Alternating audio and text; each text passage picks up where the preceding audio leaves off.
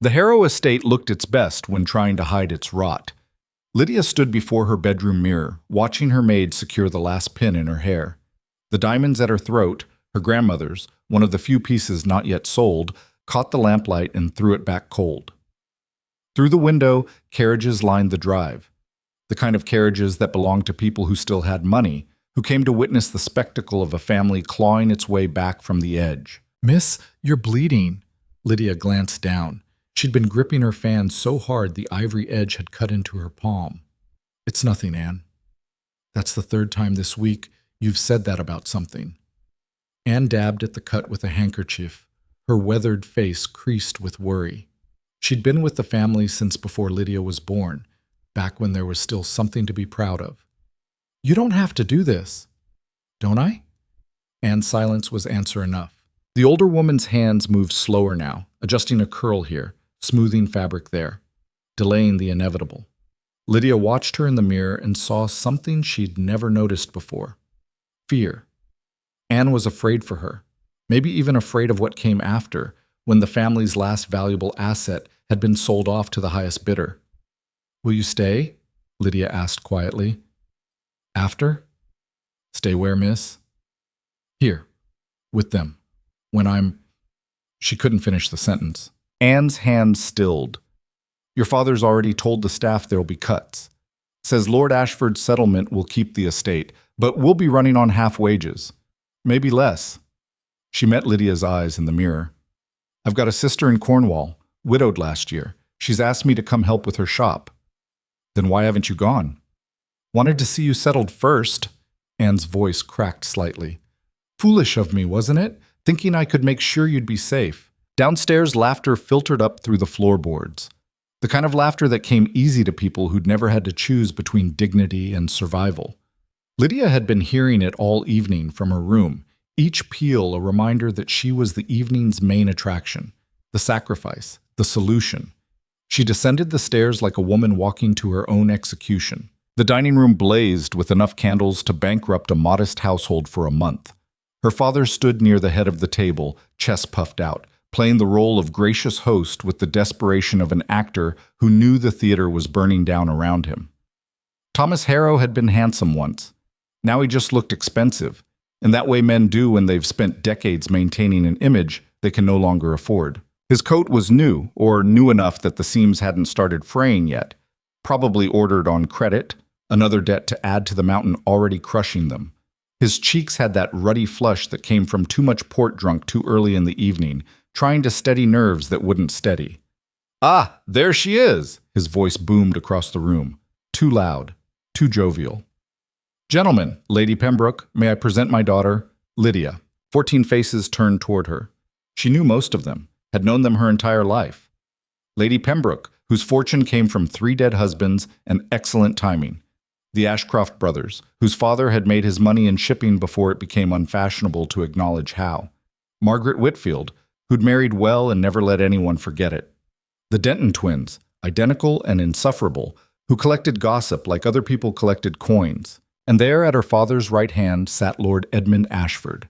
He rose as she entered, movements careful, calculated. Everything about Edmund Ashford was calculated. At 53, he carried himself with the rigid precision of a man who'd learned early that control was currency. His hair, still thick, had gone silver at the temples in a way that would have been distinguished if his eyes weren't so cold. Those eyes tracked her progress across the room like a jeweler appraising a stone. Not a person, a possession. "Miss Harrow." He took her hand, lips brushing her knuckles. His grip lasted a second too long. His skin felt dry, papery. "You look exquisite." "Lord Ashford." She reclaimed her hand smoothly, taking her seat. "How kind of you to say." Across the table, her mother, Elizabeth Harrow, née Thornton, sat with the posture of a woman who'd spent 40 years being decorative and had perfected it into an art form. She smiled, but it didn't reach her eyes. It never did anymore. The smile was professional now, something she put on like jewelry, took off when no one was watching. Her mother had been beautiful once. Still was, technically.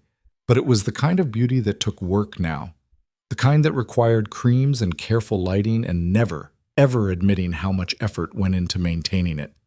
Elizabeth had married Thomas Harrow when she was 19, believing she was securing her future. Instead, she'd spent 25 years watching that future slowly dissolve, powerless to stop it. Lydia, darling, Lord Ashford was just telling us about his estate in Somerset. Apparently the rose garden is extensive.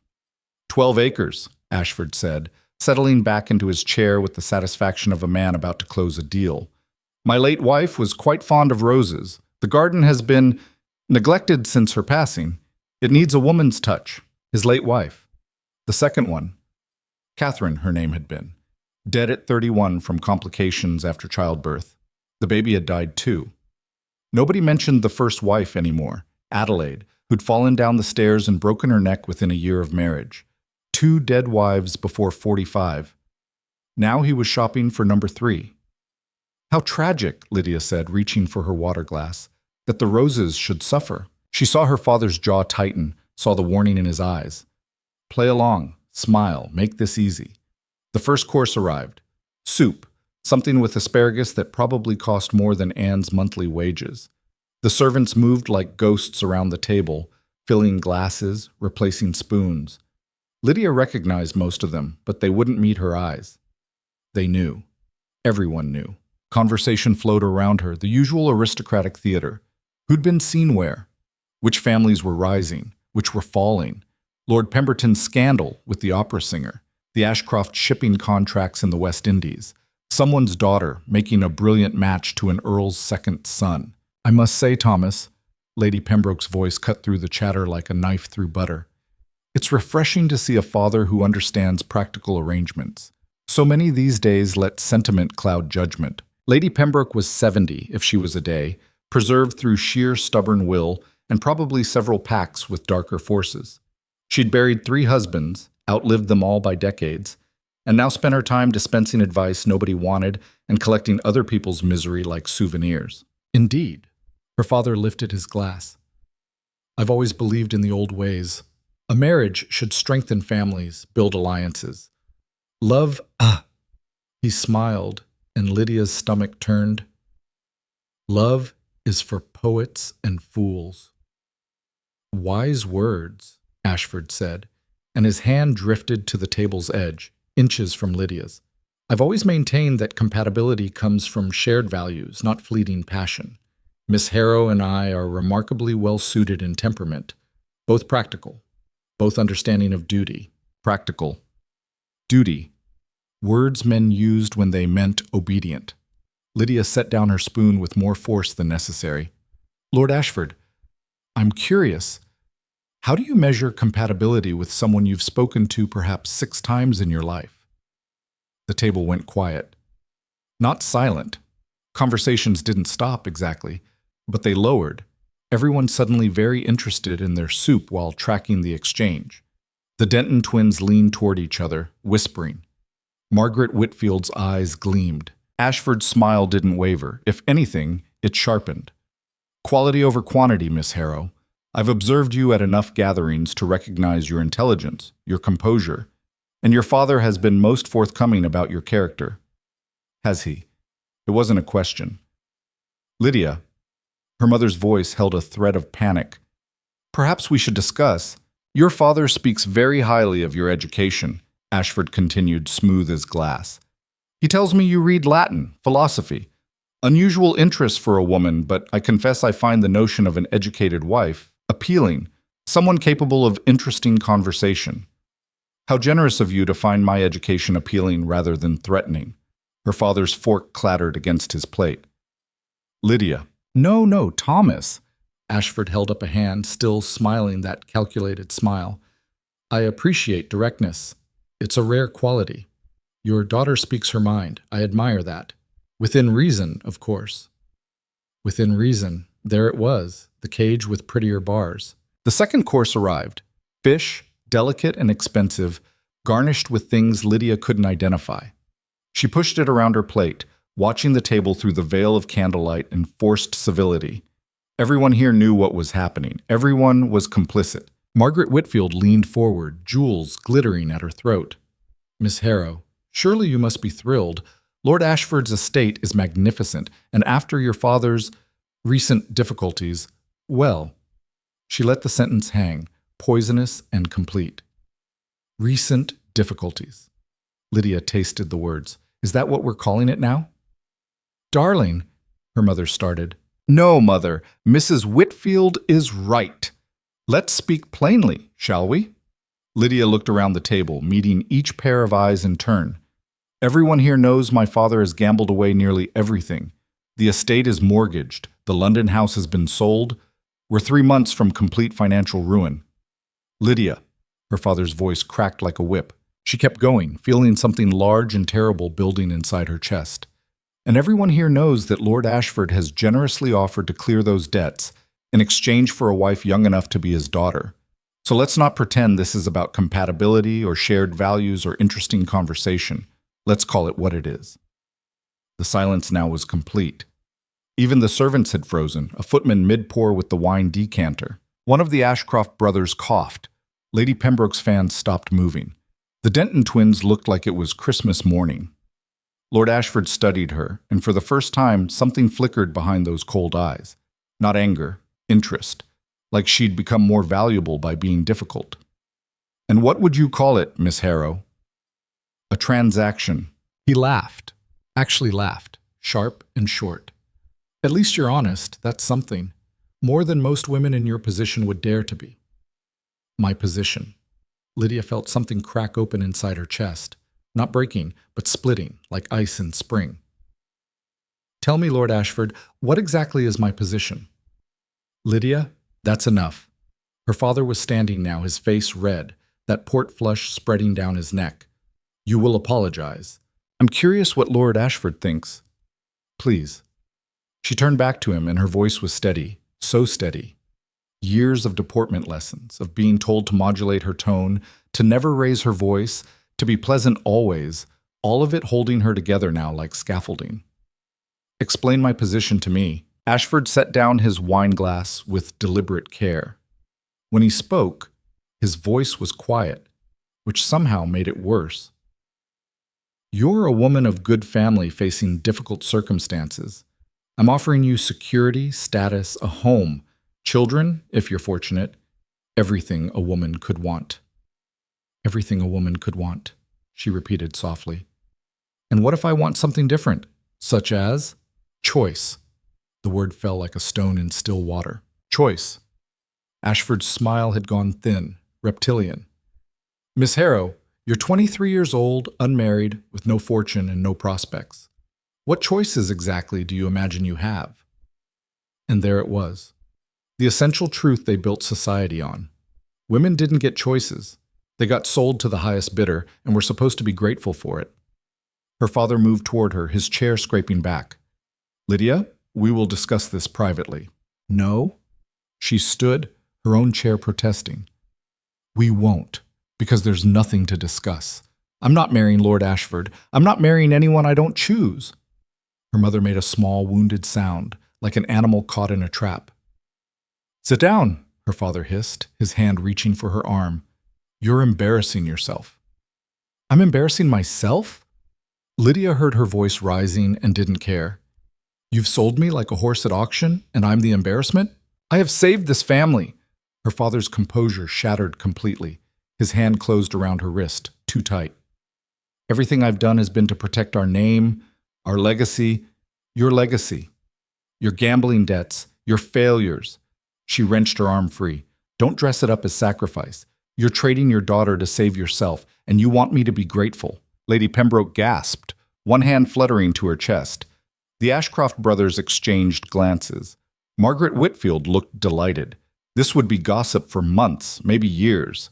The Denton twins were practically vibrating with excitement. Lord Ashford remained seated, watching the scene unfold with the expression of a man whose property had just bitten him.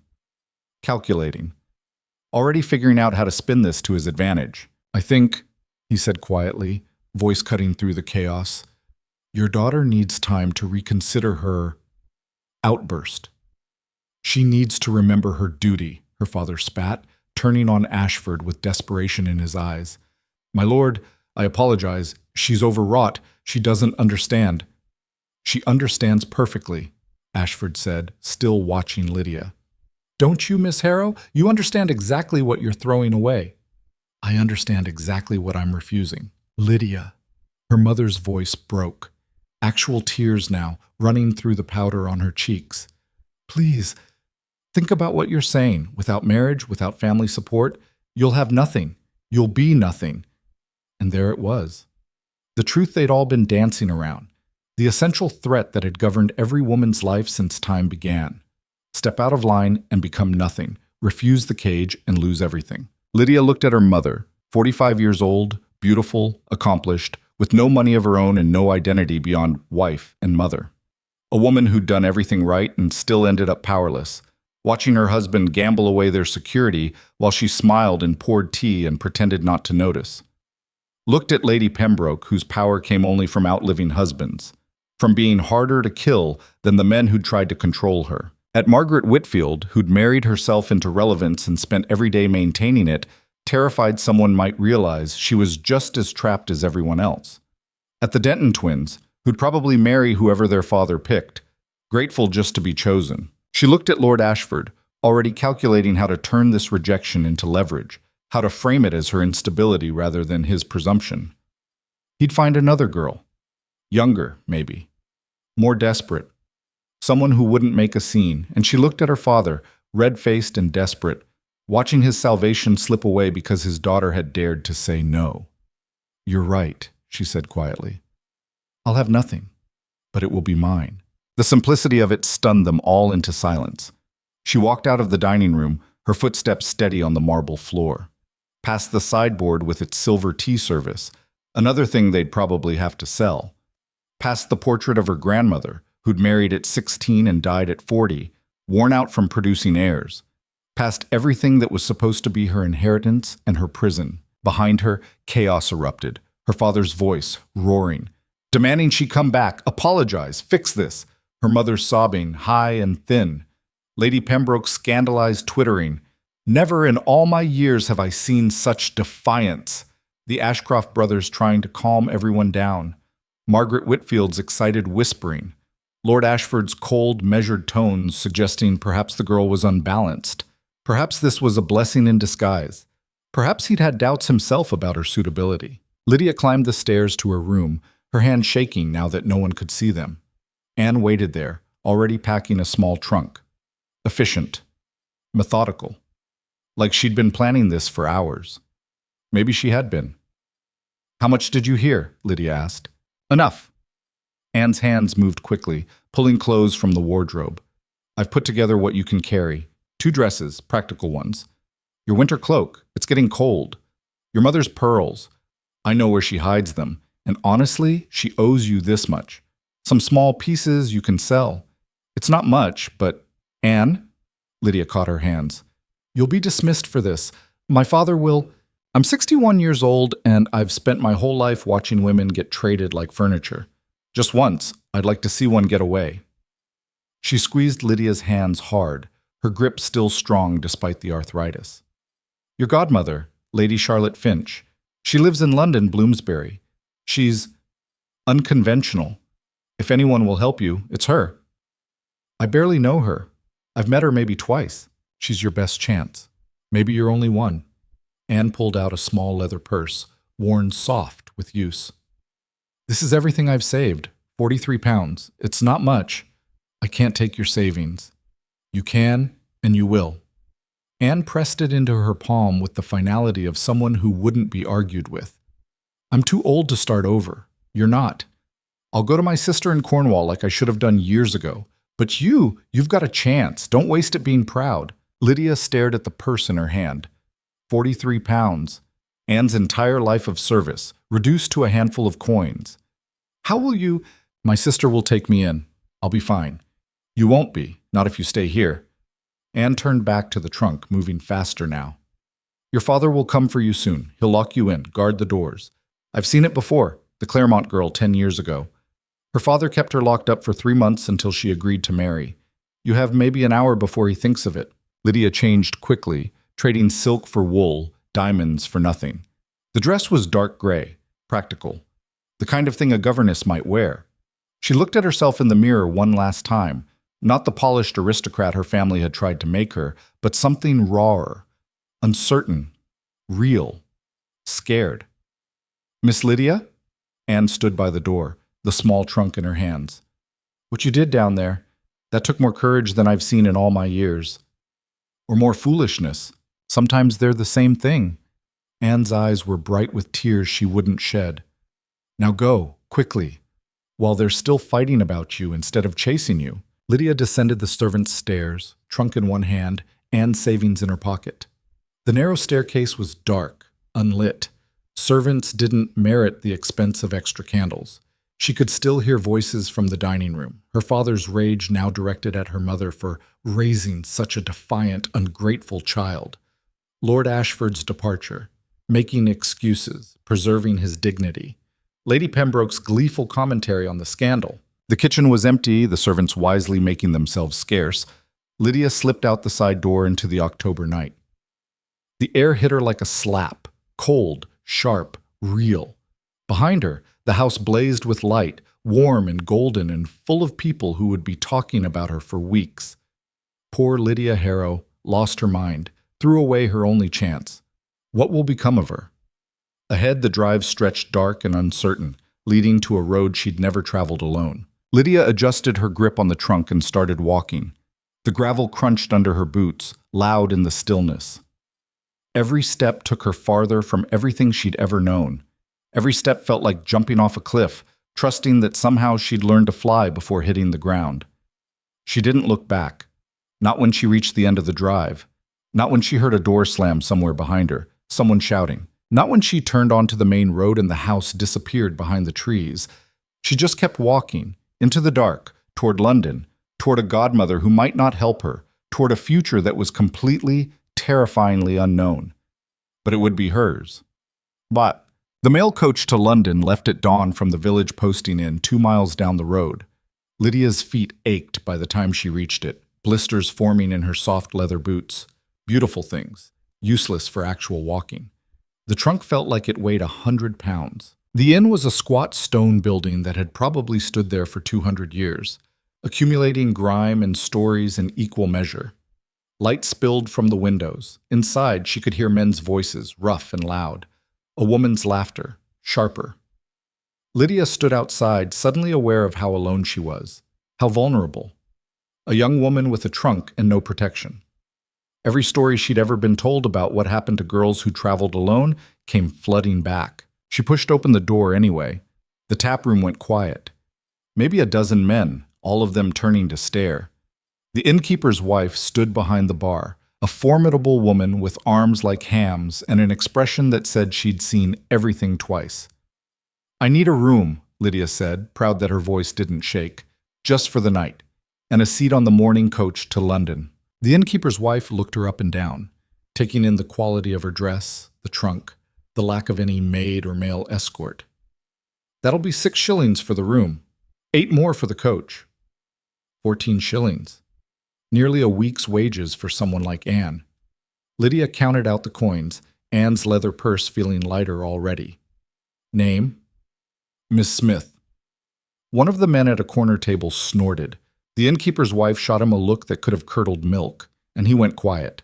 "Room's upstairs, second door. Coach leaves at 6. Don't be late. Driver won't wait." She took the coins, made them disappear into her apron. "You running from something or toward something? Does it matter?" "Not to me, but it might to you." She nodded toward the stairs. "Go on, and put a chair under that door handle. Lock's broken." Lydia climbed the stairs, feeling eyes on her back. The room was exactly what 6 shillings bought. A narrow bed with sheets that smelled like mildew, a cracked wash basin, a window that didn't quite close. She pushed the chair under the door handle like she'd been told and sat on the bed, still wearing her cloak. Through the thin floor she could hear the men below. Their voices rose and fell. Someone was telling a story, something about a horse. Laughter. The clink of glasses. Normal life. Continuing. She'd done it. Actually done it. Walked away from her family, her name, everything she was supposed to be. She was free. She waited for the relief to come. The triumph. The sense that she'd made the right choice.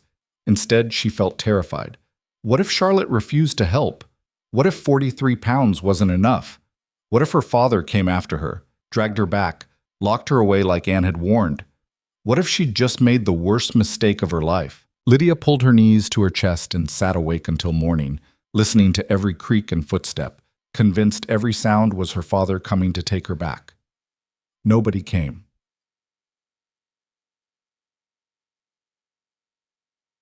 The coach arrived 20 minutes late, mud splattered and listing slightly to one side. The driver, a weathered man with tobacco-stained teeth and the complexion of someone who spent his life outdoors in all weather, barely glanced at her as he loaded her trunk. Inside or on top? Inside. She couldn't afford to arrive at her godmother's house looking like she'd ridden through a storm. 3 other passengers joined her. A merchant who fell asleep immediately and snored like a dying walrus, a clergyman who tried to start a conversation about the weather before giving up, and a young woman about Lydia's age who studied her with open curiosity. The young woman wore a dress that had been repaired multiple times, the fabric faded but clean.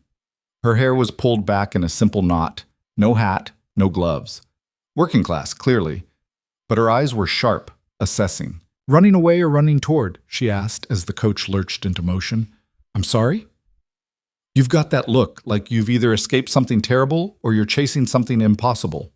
She grinned, sharp and knowing. "I'm betting on escaped." The clergyman made a disapproving sound and shifted in his seat, putting more distance between himself and the improper conversation. "I'm visiting family," Lydia said carefully. "Right, and I'm going to London to take tea with the Queen." The young woman extended her hand, calloused and strong. "Sarah Marsh, currently unemployed and spectacularly unmarriageable. You?" Despite everything, maybe because of everything, Lydia felt herself smile. "Lydia Harrow, recently also unmarriageable." "Excellent. Welcome to the club. Fair warning, the membership benefits are terrible, but we do have our freedom." "Do we?" "Well," Sarah's grin faded slightly. "We have whatever we can make for ourselves, which isn't nothing, but it sure isn't much either." They rode in silence for a while, the coach rattling over rutted roads that hadn't been properly maintained in years. The countryside bled past in shades of brown and fading green, autumn settling in, everything dying back for winter. Fields harvested, trees bare. The landscape looked exhausted. Lydia watched England roll by and tried not to think about what she'd done, about the look on her mother's face, about whether 43 pounds and a godmother she barely knew would be enough to build a life on. "He was old, wasn't he?" Sarah asked quietly. "The man they wanted you to marry." Lydia nodded. "Mine was too. 67 and looking for wife number 4. Fat, mean, smelled like boiled cabbage. They promised I'd be set for life, assuming I survived the wedding night." Sarah laughed, but it was bitter, brittle. "I ran 3 months ago. Been working in a textile factory since, 12 hours a day, fingers bleeding half the time. It's brutal, but it's mine. I earn every penny myself." "You're brave." "No, just stubborn. And lucky. I've got an aunt who took me in, asked no questions. Most girls don't have that." Sarah studied her with those sharp eyes. "You're terrified." "Yes." "Good. Terror means you understand what you're up against. The ones who think it'll be easy are the ones who end up back home within a week, begging forgiveness." She paused. "London's hard if you don't know it. Harder if you're trying to stay respectable. What's your plan?" "My godmother, Lady Charlotte Finch. I'm hoping she'll help me find work." Sarah's eyebrows rose. "Lady Charlotte Finch? The one who writes those scandalous essays about women's education? The one who says women should be allowed to own property and vote?" "You know her work?" "Everyone knows her work. Half the country thinks she's brilliant. The other half thinks she should be locked up for corruption of morals and general disturbance of the natural order." Sarah grinned again, genuine this time. "If she's your godmother, you might actually make it. She's got connections, money, doesn't care what people think." "I've only met her twice." "Doesn't matter, she's famous for helping women who want something different. There's stories, girls she's taken in, found positions for. One became a translator. Another runs a bookshop. Another's teaching mathematics to factory workers' children." Sarah leaned forward. "If she'll help you, grab on with both hands and don't let go." The coach stopped twice, once to change horses at a posting station where the stableman worked with efficient silence, Once because the merchant was sick and needed to vomit by the roadside. Nobody helped him. He stumbled back into the coach looking gray, and the clergyman moved even farther away. They reached London's outskirts as evening fell, the city rising before them in layers of smoke and noise and impossible complexity. Buildings stacked together like they were trying to climb over each other. Streets narrow and winding. The smell hit first. Coal smoke and horse dung and sewage and cooking and humanity, all mixed together into something that made Lydia's eyes water. She'd been to London before, but always in the family carriage, always with her parents, always staying in respectable neighborhoods with respectable people. She'd seen the nice parts, the parks, the shops on Bond Street, the theaters and museums. She'd never seen it like this, raw and overwhelming, alive in a way that was almost frightening. The streets were packed with people, working men heading home, street vendors calling their wares, children playing in the gutters, women carrying baskets, couples walking arm in arm, horses and carts and carriages, all trying to move through spaces barely wide enough for one. The noise was incredible. Shouts and laughter and arguments, and the constant clatter of wheels on cobblestones, and somewhere, someone playing a fiddle. This was the city 4 million people called home. It swallowed them all. The coach dropped her at a posting house in Cheapside, near a market that was packing up for the evening. Sarah gave her a quick, fierce hug before disappearing into the crowd. "If your godmother doesn't work out," she'd said, pressing a scrap of paper into Lydia's hand, "there's a boarding house for women on Charter Street. Mrs. Paxton runs it. Tell her Sarah sent you. She's not warm, but she's fair. 3 shillings a week for a bed and breakfast." And then Lydia was alone in London with a trunk, 35 pounds left, and an address in Bloomsbury. She hired a hackney, 2 shillings she couldn't afford to spend, but walking through London alone after dark with a trunk was asking to be robbed, or worse. The driver barely looked at her, just grunted when she gave him the address and hoisted her trunk onto the back of the cab. They drove through streets that got gradually cleaner, quieter, respectable. Bloomsbury wasn't fashionable. The really wealthy lived farther west in Mayfair or Belgravia, but it was solid, professional. The houses were tall and narrow, pressed together like books on a shelf. Doctors lived here, lawyers, writers, people who worked for their living but did it with their minds. Number 47 sat between a doctor's office. She could see the brass plaque and what looked like a music teacher's studio. Light glowed in the second-floor windows, warm and yellow. Someone was home. Lydia paid the driver, retrieved her trunk, and stood on the pavement staring up at the door. This was it. The moment where she discovered whether her gamble had been courage or catastrophic stupidity. Her hands were shaking. She pressed them against her sides, trying to steady herself. What would she do if Charlotte turned her away? Where would she go? She climbed the steps and knocked. Footsteps. Quick, purposeful. The door swung open. A woman stood there, 50-ish, tall and angular with iron gray hair pulled back in a simple knot. She wore a practical dress. Good quality, but not ornate. The kind of thing you could actually move in, and ink stains on her fingers. Her eyes, sharp and dark behind wire-rimmed spectacles, took in Lydia's appearance in approximately 3 seconds. Those eyes didn't miss anything. Not the quality of Lydia's dress, not the mud on her hem, not the trunk, not the absence of any maid or chaperone. If you're selling something, I'm not interested. If you're here about the position, you're 2 days late. If you're lost, Lady Charlotte Finch? The woman's eyes narrowed. Yes? I'm Lydia Harrow, your goddaughter. Lydia's voice came out steadier than she felt. I need help. For a long moment, Charlotte just stared at her. Then she looked past Lydia to the trunk on the pavement, to the hackney pulling away, to the street beyond, clearly checking for the carriage or chaperone that should have accompanied a young woman of Lydia's class. You're alone? Yes. Where are your parents? I left them. Another long pause. Charlotte's expression didn't change, but something shifted in her eyes. Recognition, maybe. Or calculation. Then she stepped back, pulling the door wider. You'd better come in. Charlotte's house smelled like ink and old paper and something herbal, tea maybe, or some kind of medicine. The hallway was narrow, lined with bookshelves that climbed to the ceiling. More books were stacked on the floor, on a small table, on the stairs. Lydia had never seen so many books outside a library. Leave the trunk there, Charlotte gestured to a spot by the door. We'll sort it later. Come. She led Lydia down the hall into a sitting room that looked more like a study. A desk dominated the space, covered in papers and more books, and what looked like correspondence. 2 chairs sat by a fireplace where coals glowed low. The walls were covered in shelves, every inch crammed with volumes.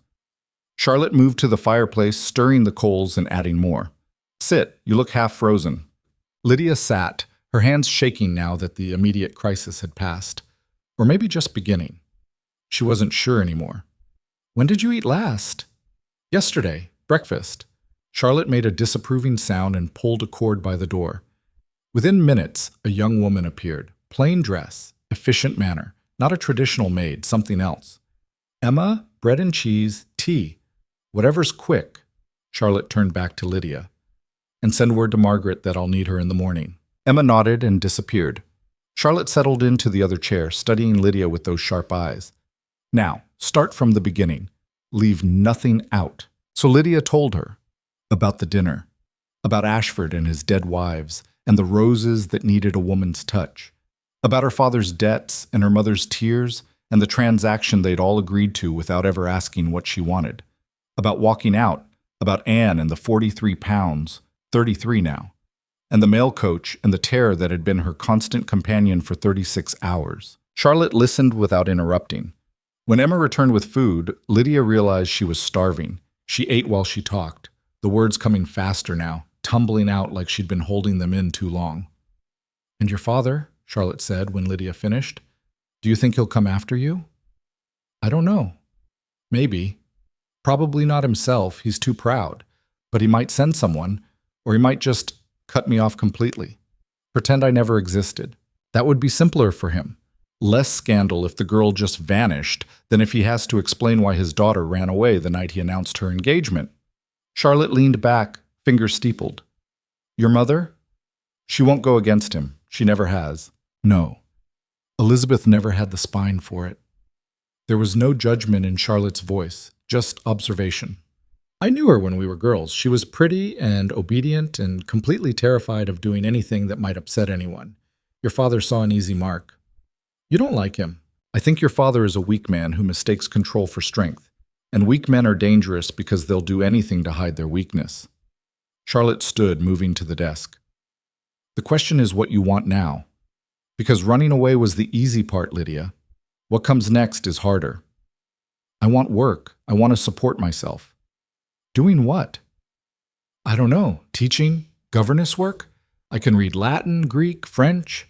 I've studied history, literature, philosophy, all of which makes you overqualified and suspect. Charlotte sorted through papers on her desk. Rich families don't want governesses who are too educated. They want someone who can teach the basics and know her place. You'd be a threat.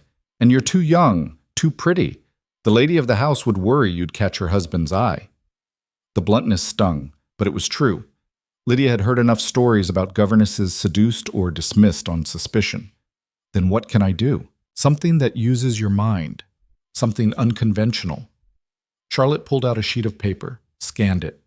I have a friend, solicitor, progressive in his thinking. He believes women should be allowed to practice law, which makes him either visionary or insane depending on who you ask. His practice is expanding, and he needs someone to catalog his legal texts, organize his library, do research. It's not glamorous, but it pays. How much? 15 shillings a week to start. More if you prove useful. 15 shillings. Less than what she'd spent in the last 2 days, but more than most working women made. Enough to survive on. Barely. When can I start? Eager? Good. Charlotte smiled, thin and approving. But first, ground rules. You'll stay here. I have a spare room, small, but private. Room and board are 10 shillings a week. That leaves you 5 for everything else. Clothing, incidentals, savings. Can you live on that? Could she? 5 shillings was nothing, less than nothing. But it was 5 shillings more than she'd have on the street. Yes. Don't agree too quickly. You have no idea what you're agreeing to. Charlotte sat again, leaning forward. Living here means following my rules. I keep odd hours. I have visitors at all times, writers, reformers, women who need help. Some are scandalous. All are interesting. If you stay, you'll meet them, talk with them. Some will challenge everything you've been taught about what women should be. That doesn't frighten me. It should, because once you start questioning those rules, you can't go back. You can't unknow what you learn here. Charlotte's eyes were intense. Your family might forgive you running away. Young girls get dramatic, get scared, come home. But if you stay here, with me, working for a living, thinking for yourself, you'll be unmarriageable. Actually, unmarriageable, not just inconvenient. Do you understand? I don't want to be marriageable. You say that now. Wait until you're 30 and alone and watching your friends' children grow up while you eat dinner by yourself every night. Charlotte's voice softened slightly. I'm not trying to discourage you. I'm trying to be honest. This life I live, it's fulfilling in many ways, but it's lonely, and society will punish you for choosing it. Lydia thought about her mother, married and miserable. About the women at that dinner table, all of them trapped in various ways. About Anne, 61 and alone but free. I'll take lonely over owned. Charlotte studied her for a long moment. Then she nodded. All right, Emma will show you to your room. Tomorrow we'll go see Mr. Nathaniel Blake about that position. Get some sleep. You look like death. Lydia followed Emma up 2 flights of stairs to a small room at the back of the house. It was barely bigger than a closet. A narrow bed, a washstand, a single window overlooking a garden gone wild. But it was clean, and when Emma closed the door, it was private. Hers. Lydia sat on the bed and finally let herself cry. Not from sadness, from relief and terror mixed together until she couldn't tell them apart. She'd done it. Actually done it. She had a place to stay. A job, maybe. A chance. But she'd also burned every bridge she had. There was no going back now. She cried herself empty, then washed her face in cold water and crawled into bed. For the first time in her life, she fell asleep in a room no one could enter without her permission. Morning came too early. Emma knocked at 6, bringing tea and bread. Lady Charlotte wants you ready by 8. Dress practically. You're meeting Mr. Blake. Lydia put on her gray dress, the one that made her look like a governess, pinned her hair back severely, tried to look respectable, capable, like someone who could be trusted with legal texts. Charlotte was already at breakfast when Lydia came down, not in the dining room but in the kitchen, eating toast and reading 3 newspapers at once. Coffee or tea? Coffee, please, Charlotte poured without looking up. Did you sleep? Some. Emma says you were crying. Lydia flushed. The walls are thin. They are. Get used to it. Privacy here is relative. Charlotte folded one newspaper, opened another. There's nothing about you in the scandal sheets yet. Give it 2 days. Your father will either announce you're visiting relatives or he'll say you're ill, depending on whether he wants you back or wants you erased. The casualness with it was almost worse than the content. This was Lydia's life, her reputation, and Charlotte discussed it like weather. What do you think he'll do? Depends on whether Ashford still wants you. If the engagement can be salvaged, your father will try. Men like Thomas always try to claw back control. She glanced up. But Ashford's proud. He won't want a wife who publicly humiliated him. So my guess is your father will claim illness, wait a few weeks, then quietly announce you've gone abroad for your health. By next season, everyone will have forgotten. Will they? People forget everything eventually, except the people involved. Charlotte drained her coffee. Come. Blake's office is in Temple. We'll walk. It's not far and you need to learn the city. They left at 8:15. Lydia struggling to keep up with Charlotte's brisk pace. Bloomsbury gave way to narrow streets crammed with shops and offices. Charlotte pointed out landmarks. That's the British Museum you should visit, and gave advice. Never walk through 7 Dials alone, especially after dark. The thieves there are professionals. The city was overwhelming in daylight. More people than Lydia had ever seen in one place. Street vendors selling everything from pies to rat poison. Carriages and carts competing for space. Noise and smell and constant motion. You'll get used to it, Charlotte said, seeing her expression. Or you'll go mad. Either way, you adapt. Mr. Blake's office occupied the 2nd floor of a building near the Temple Gardens. A brass plaque read Blake and Associates, Solicitors. The stairway was narrow and dark, smelling of old wood and legal documents. Charlotte knocked once and entered without waiting. The office was chaos. Papers everywhere, stacked on desks, piled on chairs, covering every available surface. Bookshelves lined the walls, crammed with legal volumes, some leaning at dangerous angles. A young clerk sat at a desk by the window, scribbling frantically. And behind the largest desk sat a man about 40, spectacles perched on his nose, ink-stained fingers flying across a page. Charlotte. He didn't look up. If you're here about the Whitmore case, I've already filed. I'm here about the position. Now he looked up. Sharp brown eyes, thinning hair, the kind of face that looked perpetually tired. I filled it yesterday. You hired wrong. Fire him and hire her instead. Charlotte pushed Lydia forward. This is my goddaughter, Lydia Harrow. She reads Latin, Greek, and French. She's organized, intelligent, and desperate enough to work for whatever you're paying. Charlotte, just talk to her. 5 minutes. Blake sighed, set down his pen. Miss Harrow, do you know anything about law? No, sir. Can you read legal hand? Some of these texts are old, 16th, 17th century. I've read medieval manuscripts. If I can parse that, I can parse legal documents. Why do you want this position? The honest answer was because I need money or I'll starve. But Lydia suspected that wasn't what he wanted to hear. Because I want to understand how the law works, how it's used, who it protects and who it doesn't. She met his eyes. And because I'm tired of being told what I can't do based on what I am rather than what I'm capable of. Blake's eyebrows rose. He glanced at Charlotte. She's your goddaughter? Unfortunately for her. What happened to the man I hired yesterday? Is he here? Blake glanced at the empty chair by the clerk's desk. He was supposed to start at 8. It's past. He's not coming. Charlotte smiled. Hire Lydia. You won't regret it. Blake studied Lydia for a long moment. 15 shillings a week, 6 days, 8 in the morning until 6 at night, sometimes later if we're preparing for trial. Your job is to organize this disaster. He gestured at the chaos around them. Catalog the library, track down references when I need them, and generally make my life less chaotic. Can you do that? Yes, sir. Don't call me sir. Mr. Blake is fine. Or just Blake if you're in a hurry. He pulled out a ledger. Full name? Lydia Harrow. He wrote it down, then paused. Harrow? Thomas Harrow's daughter? Her stomach dropped. Yes. The one who was supposed to marry Edmund Ashford? Charlotte stepped forward. Nathaniel, I'm asking her. Blake's eyes were sharp, assessing. That's you, isn't it? There was no point lying. It would come out eventually. Yes. What happened? I said no, and he let you walk away. I didn't ask permission. Blake laughed, short, surprised. Well, that explains why you're here. He made another note in the ledger. Your father's a client of a rival firm, owes them a fortune. They're handling his negotiations with Ashford's people. So if you're worried, I'll inform him where you are. Don't be. I wouldn't give Hutchins and Sons the time of day, let alone information. Relief flooded through her. Thank you. Don't thank me. I'm hiring you because Charlotte says you're good, and because I'm desperate.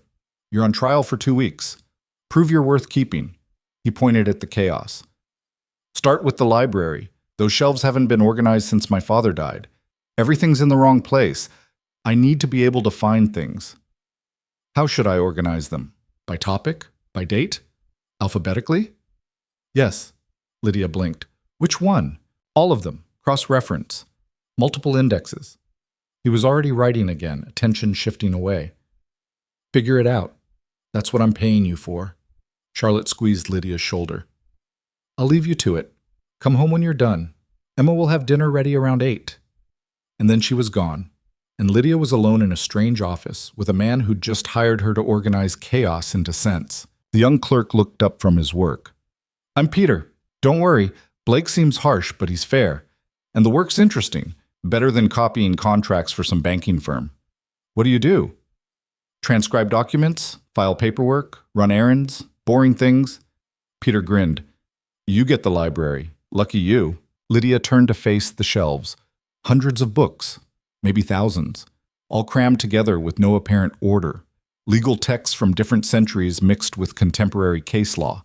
Statute books next to treatises on Roman law, next to pamphlets about recent reforms. It was impossible. She rolled up her sleeves and started. By noon, her hands were filthy with dust, and her back ached from climbing the ladder to reach the highest shelves. She'd pulled every book off one section, noted titles and dates, started a rough catalog.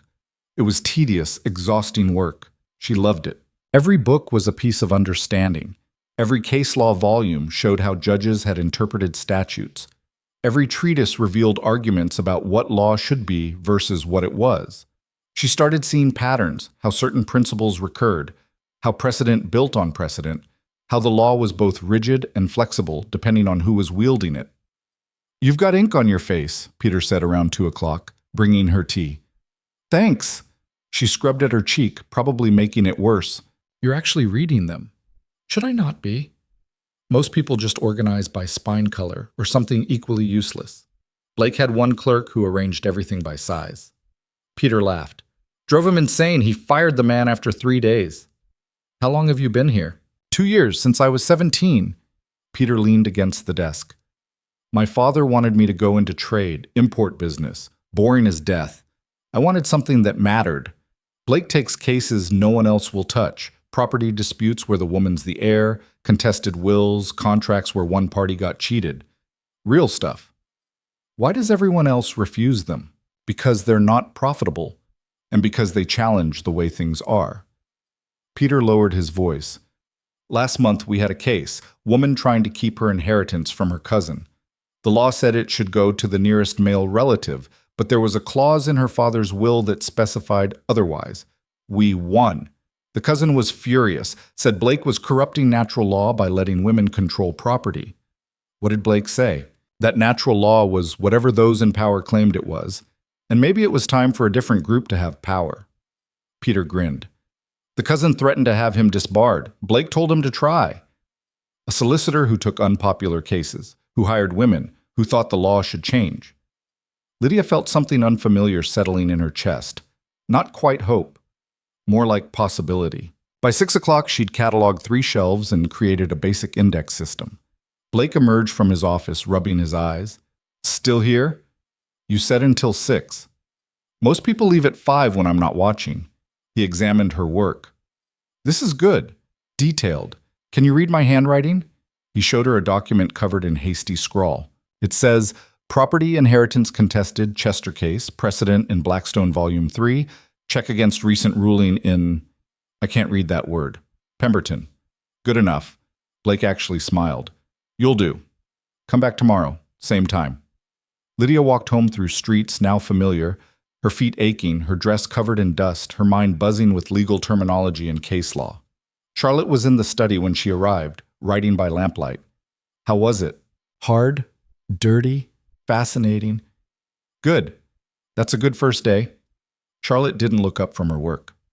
"Dinner in 10 minutes. Wash up first." At dinner, simple food, nothing fancy, Charlotte asked questions about the work, what Lydia had learned, what she'd found interesting, whether Blake seemed fair. "He's odd," Lydia said. "But yes, fair. Nathaniel's odd because he thinks for himself. Dangerous habit." Charlotte paused. "He'll work you hard, push you. If you're not careful, you'll let him take advantage. Learn to negotiate. Know your worth." "After 2 weeks, assuming he keeps me, should I ask for more money?" "After 4. 2 weeks proves you're reliable. 4 weeks proves you're valuable. Then ask for 18 shillings. It was strange calculating her value in shillings, but also freeing. She had skills. They were worth something. Not because of who her father was or who she might marry, but because of what she could do. After dinner, Lydia went to her small room and counted her remaining money. 28 shillings left. Her first pay would come in a week. If she was careful, very careful, she'd make it. She pulled out paper and started making a budget. Food costs, clothing repairs. She'd need a second dress for work. She couldn't wear the same one every day. Maybe she could find something second-hand. A knock on the door. Charlotte entered without waiting for permission. "I'm meeting friends tomorrow evening. Reformers mostly. Writers, women who think and talk and argue. You should come." "I'll be exhausted from work." "Come anyway. You need to meet people. Build connections. London's cruel to isolated women." Charlotte paused. "And you need to start thinking beyond just surviving. What do you want?" "I don't know yet." "Then start figuring it out. The next evening, Lydia met Charlotte's friends. They gathered in the sitting room, 8 women ranging from younger than Lydia to well past 60. A doctor who'd fought for years to practice medicine. A journalist who wrote under a man's name because editors wouldn't print women's work. A teacher who ran a school for working-class girls. A widow who'd turned her husband's printing business into a publisher of radical texts. They talked for hours about women's rights and property law and education and suffrage, about the restrictions they faced and the ways they'd found around them or through them, about the battles they'd won and the ones they'd lost.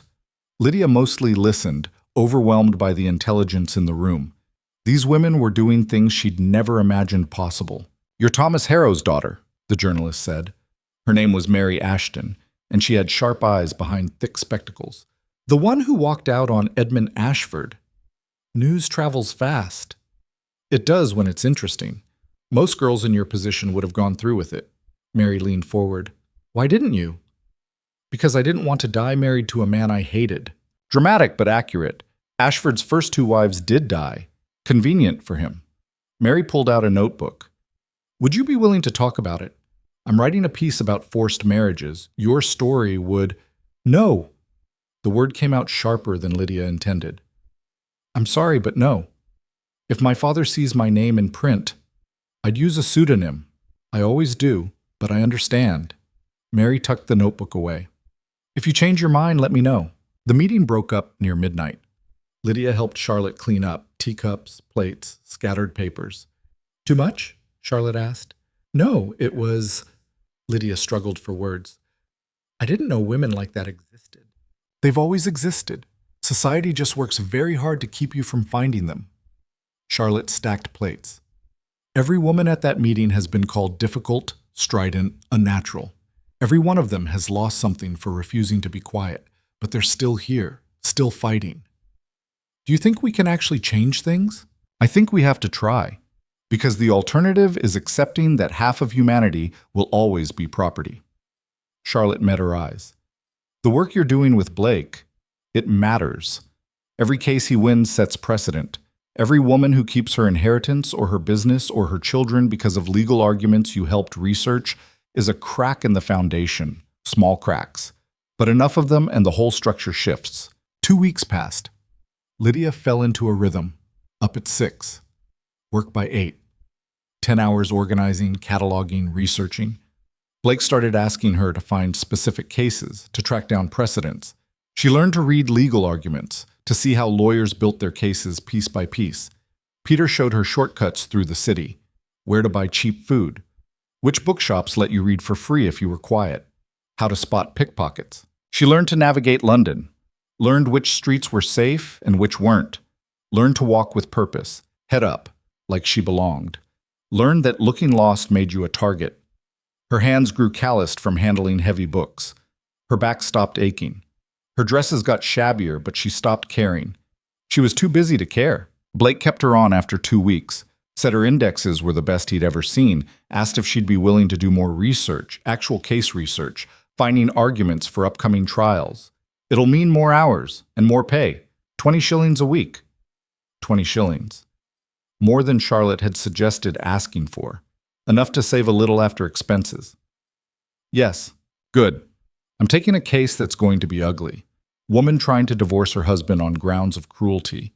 He beat her badly enough she lost hearing in one ear. But he's wealthy and connected, and the law makes divorce nearly impossible." Blake's face was grim. "I need every argument I can find, every precedent that might help." "Can you do that?"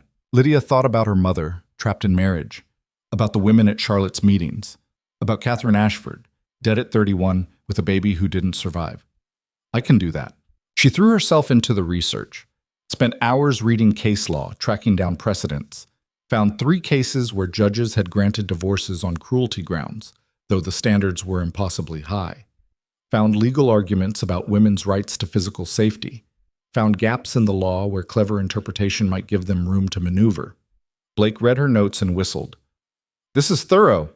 Where did you find the Carpenter case?" "Buried in Volume 12 of the King's Bench Reports, 1789. It was a footnote in another case, but the reasoning was solid. Solid enough to use." Blake was scribbling notes. "We'll argue that precedent establishes a pattern. The judge won't like it, but he'll have to address it. The trial was set for 3 weeks out. Lydia kept researching, building their argument stronger.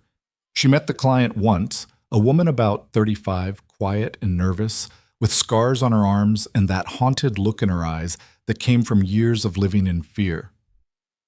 "Are you sure you want to do this?" Lydia asked her quietly while Blake spoke with her family. "It'll be brutal. They'll question everything, try to make you look hysterical or disobedient." "I know." The woman's voice was steady. "But I can't go back there. I'd rather be poor and alone than rich and dead." Lydia recognized that calculation. She'd made it herself. On a Saturday afternoon, 5 weeks after she'd left home, Lydia was walking back from Blake's office when she saw him, her father. He was climbing out of a carriage outside a gentleman's club in Piccadilly, arguing with someone she didn't recognize.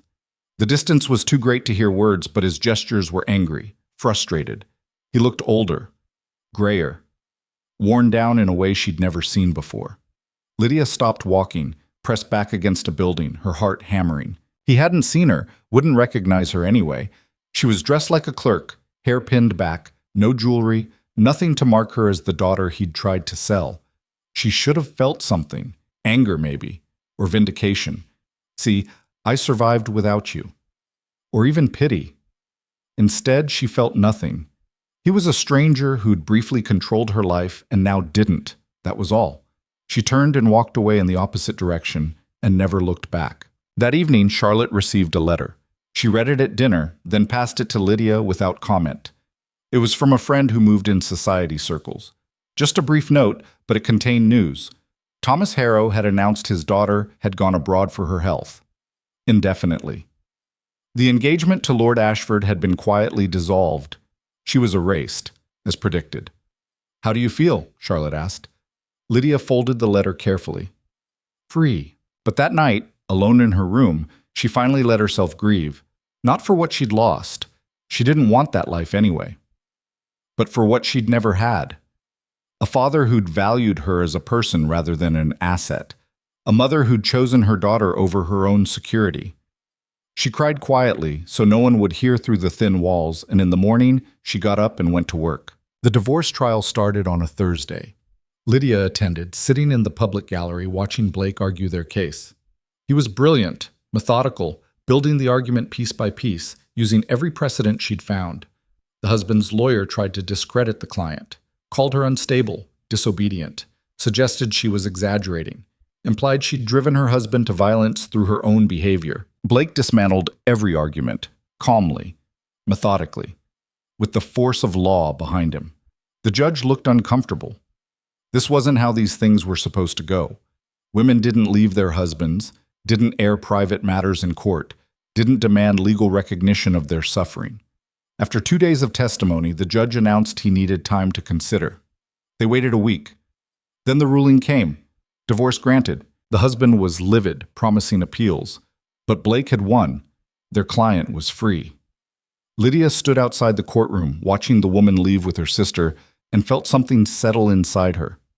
This was why the work mattered. This was what they were fighting for. That night, Charlotte's friends threw a celebration. Mary Ashton brought champagne. The doctor toasted Blake, to men who understand that justice means all of us. Everyone drank and talked and argued about their next target: property law, education access, employment restrictions. Lydia sat quietly in the corner, tired but satisfied. Mary settled beside her. "You did the research for that case." "Blake did the arguing, but you gave him the ammunition. Peter told me." Mary smiled. "You're good at this. Have you thought about writing?" "I'm not a writer." "You're not a lawyer either, but you're doing legal research. You can think. You can argue. That's all writing is." Mary pulled out a card. "My editor's always looking for pieces about women's issues. If you ever want to try, let me know." Lydia took the card, doubtful, but she didn't throw it away. Walking home that night beside Charlotte, through streets now familiar, Lydia realized something had shifted. She wasn't just surviving anymore. She was building. Slowly, carefully, but building something that was hers. "There's one more thing," Charlotte said as they reached the house. "I've been thinking about your education. You're smart, but you've got gaps, areas you were never taught because you were a woman. philosophy, economics, political theory. If you want to really understand the law and how to change it, you need to fill those gaps. How? I can't afford university. We'll teach you. My friends and I. Informal classes. Reading groups. Debates. Charlotte smiled. You think tonight's meetings are just social? We're educating each other, building the arguments we'll need to win. Why would you do that for me? Because you walked away when walking away was the harder choice. Because you're doing the work. And because every woman we educate is another voice in the fight. Charlotte opened the door. Besides, you're not just some stray I took in. You're family. Distant, rarely mentioned, generally inconvenient family, but family nonetheless. It was the closest Charlotte had come to affection. Lydia followed her inside into the warmth and the clutter and the books. 2 months ago, she'd had everything: status, security, a future mapped out. Now she had a tiny room, a clerk's wages, and an uncertain path. But when she climbed the stairs to her room that night, she climbed them freely. And that made all the difference. 3 days later, she received a message. Short, unsigned, delivered to Blake's office. I know where you are. I'm coming for you. You will regret your defiance. Her father had found her. Lydia's hand shook as she read the message again. The paper was expensive, her father's usual stationery, cream-colored with his initials embossed at the top. He hadn't even bothered to disguise it. Blake looked up from his desk. Bad news? She handed him the note without speaking. He read it, his expression darkening. When did this arrive? 5 minutes ago. A boy delivered it. Said a gentleman paid him $1 to bring it here. Her voice sounded strange, distant. He knows where I work. He's trying to frighten you. It's working. Blake set the note down carefully. What do you want to do? That was the question, wasn't it? Run again? Hide? Go back and apologize and hope her father would forgive her? No, she'd run once. She wasn't running twice. I want to know what legal power he actually has over me. Blake leaned back in his chair. You're 23, unmarried, and he's your father. Legally, he has significant authority. He could claim you're mentally unstable, petition for guardianship. He could have you declared unfit to manage your own affairs. On what grounds? On the grounds that you left home, refused a respectable marriage, and are now working for a living. To most judges, that would be evidence enough of instability. Blake's face was grim. The law assumes fathers act in their daughters' best interests. It would take substantial evidence to prove otherwise. So I'm trapped. Not necessarily. There are ways to establish independence, but they're complicated. He pulled out a law book, started flipping through pages. If you could prove you're capable of self-support, if you could demonstrate sound judgment, if you had respected witnesses to testify on your behalf, it's possible to resist a guardianship claim. Possible isn't certain. Nothing in law is certain. That's what makes it interesting. Blake found the page he wanted. The problem is time.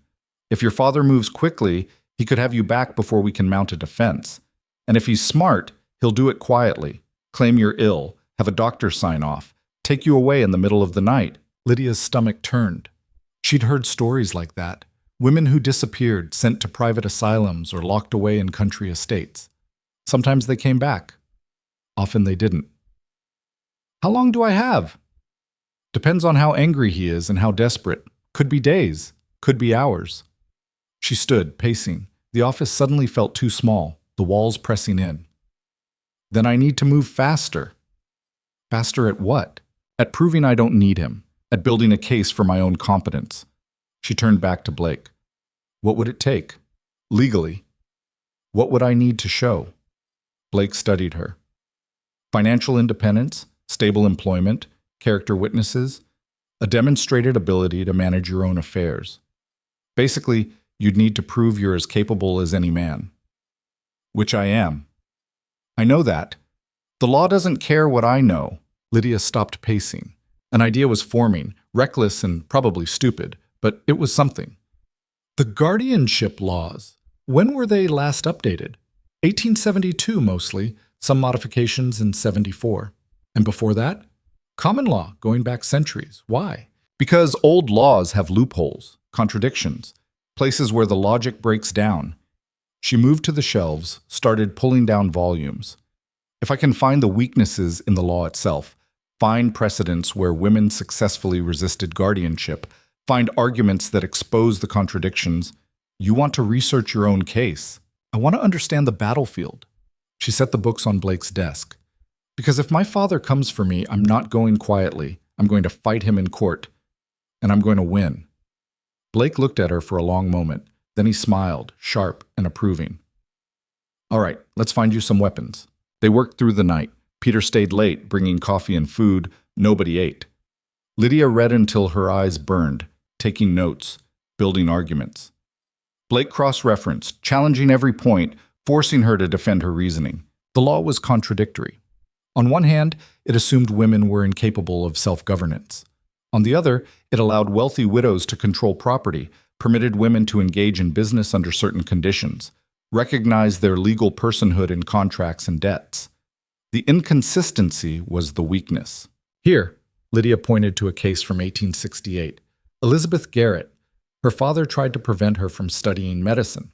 She argued that the law permitted her to pursue professional training because it didn't explicitly forbid it. The judge ruled in her favor. Absence of prohibition equals permission. That's a narrow ruling, specific to education. But the principle applies. If the law doesn't explicitly require adult women to submit to paternal authority, then they're free to refuse it. The law also doesn't explicitly forbid fathers from exercising authority. It's assumed. Assumptions aren't law. You taught me that. Lydia flipped through more pages. And here, the Married Women's Property Act. It established that married women can own property independently.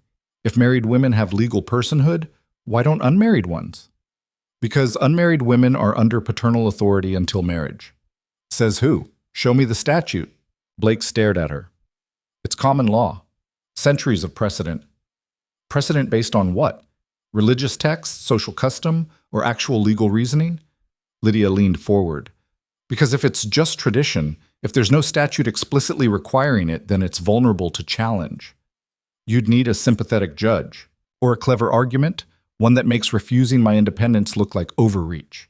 She was thinking faster now, the pieces clicking together. My father's claim would rest on my alleged instability, but I'm employed, paying my own way, living respectably. What's unstable about that? You left home, refused marriage, which are choices, not symptoms of madness. If every woman who didn't want to marry a man she hated was insane, half the country would be in asylums. Lydia grabbed another book. I need cases where judges distinguish between unconventional behavior and actual incompetence. They found 3. All narrow rulings, all specific circumstances. But together they suggested a pattern. Judges were increasingly uncomfortable declaring women incompetent just for defying social expectations. By dawn, Lydia had the outline of an argument. It wasn't perfect. It had gaps. But it was something. Blake rubbed his eyes. This is ambitious, probably insane, and if it fails, you'll be worse off than before. If I do nothing, I'm already worse off. Fair point. He closed the last book. Go home. Sleep. I'll continue researching. If your father files a petition, we'll need to respond immediately. Lydia walked home through streets just waking, vendors setting up carts, street sweepers working, the city stirring to life. She felt exhausted and wired at the same time, terrified but also focused in a way she'd never been before. Her father was coming. Let him come. She'd be ready. Charlotte was already awake when Lydia arrived, reading by the window. You look like death. I feel worse. Lydia collapsed into a chair and told her everything. Charlotte listened without interrupting. When Lydia finished, she was quiet for a long moment. Your father's not stupid. Cruel and weak, but not stupid. He'll know you're building a defense. He'll move fast to prevent it. How fast? Days, maybe less. Charlotte set down her book. He'll need a doctor willing to certify you're unstable. That takes money and connections, both of which he still has enough of to be dangerous. He'll need a magistrate to sign the guardianship order. Again, money and connections. And he'll need someone to physically retrieve you. Retrieve me, like I'm a package. To him, you are. Valuable property that escaped. Charlotte's voice was matter-of-fact. The question is whether he wants you back to salvage the Ashford marriage or just to punish you for defying him. Does it matter? It matters because if it's about money, he might be willing to negotiate. If it's about control, he'll never stop until you submit or he's dead. Lydia thought about her father's face at that dinner. The rage when she'd refused, the desperation underneath. It's both. He needs the money, but he also can't stand that I said no. Then he's doubly dangerous. Charlotte stood. You need protection. Someone who can physically prevent them from taking you. And you need witnesses, people who can testify to your competence and stability. Blake said he'd testify. Blake's your employer. They'll say he's biased. You need someone with real social standing, someone whose word carries weight. Who would do that for me? Charlotte smiled thinly. Leave that to me. She spent the day writing letters, sending Emma out to deliver them. She wouldn't tell Lydia who she was contacting, just said, "You'll see." Lydia tried to sleep but couldn't. Every sound made her jump. Every knock could be her father's men coming to take her. She paced her tiny room, too anxious to sit still. By evening, 3 of Charlotte's letters had received responses, all positive, apparently, based on Charlotte's satisfied expression. Tomorrow night, be here at 7. Dress respectably. Best you have. What's happening tomorrow night? A strategy meeting. People you need to meet. Charlotte returned to her correspondence. And Lydia? Whatever happens, don't agree to see your father alone. Don't accept any messages from him. If men come claiming to be doctors or magistrates, demand to see legal documents before you go anywhere. Understand? Yes. Good. Now try to eat something. You're no use to anyone if you collapse. The next day crawled. Lydia went to work but couldn't focus. Every client who entered the office made her heart race. Blake noticed but didn't comment, just gave her research tasks that kept her hands busy. Peter brought news at noon. There's talk in the temple. Your father hired Hutchins and Sons. They're filing something. Guardianship petition, probably. How long until it's official? Could be today. Could be tomorrow. These things move fast when the right palms are greased. Lydia's stomach clenched. It was really happening. At 6, Blake stopped her at the door. Whatever Charlotte's planning, trust her. She's been fighting these battles longer than either of us. What if it's not enough? Then we fight in court, and we don't stop fighting until we win or they drag us out in chains. He almost smiled. I've been disbarred before. It didn't stick. I'm not afraid of them. Lydia walked home slowly, trying to prepare herself for whatever came next. Charlotte's house was full when she arrived. A dozen people crammed into the sitting room, all of them talking. Lydia recognized some. Mary Ashton, the journalist. Dr. Helena Crawford, the physician who'd fought to practice. Several others from the reform meetings. And 2 people she didn't recognize. A woman around 60, elegantly dressed, with the kind of bearing that came from generations of wealth and authority. And a man, maybe 35, tall and dark-haired, dressed simply but expensively. He stood slightly apart from the others, watching with sharp, assessing eyes. Charlotte pulled Lydia aside. The woman is Lady Margaret Thornfield, Duchess technically, though she hates the title. Widowed, independent, controls a fortune that would make your father weep. She's agreed to be a character witness. Why would she do that? Because 30 years ago, her father tried to commit her to an asylum when she refused to remarry. She fought him in court and won. She's been helping other women fight similar battles ever since. Lydia stared at the Duchess. She looked formidable, unbendable. And the man? Charlotte hesitated. That's Adrian Vale, Duke of Northmere. He's complicated. What does that mean? It means he's powerful, rich, and has been quietly supporting women's legal reforms for years. Nobody knows why. He doesn't explain himself. Charlotte lowered her voice. He asked to meet you specifically after he heard about your situation. Why would a duke care about... I don't know, but we need allies with real power, and he's offered his help. Don't refuse it out of pride. Before Lydia could respond, the duke approached. Up close, he was striking. Not handsome in a conventional way, but commanding. His eyes were gray, intelligent, studying her with the same intensity she'd seen Blake use when evaluating legal arguments. Miss Harrow? His voice was quiet, cultured. I'm Adrian Vale. Your Grace. She wasn't sure of the proper protocol and settled for a slight bow. Just Vale, please. I left the formality at court. He glanced around the room. Charlotte tells me your father is attempting to force your return. He's filed a guardianship petition. or will soon. On what grounds? Mental instability, refusal to accept his authority. The usual accusations when a woman acts independently. Vale's expression didn't change, but something flickered in his eyes. And you're prepared to fight it? I don't have a choice.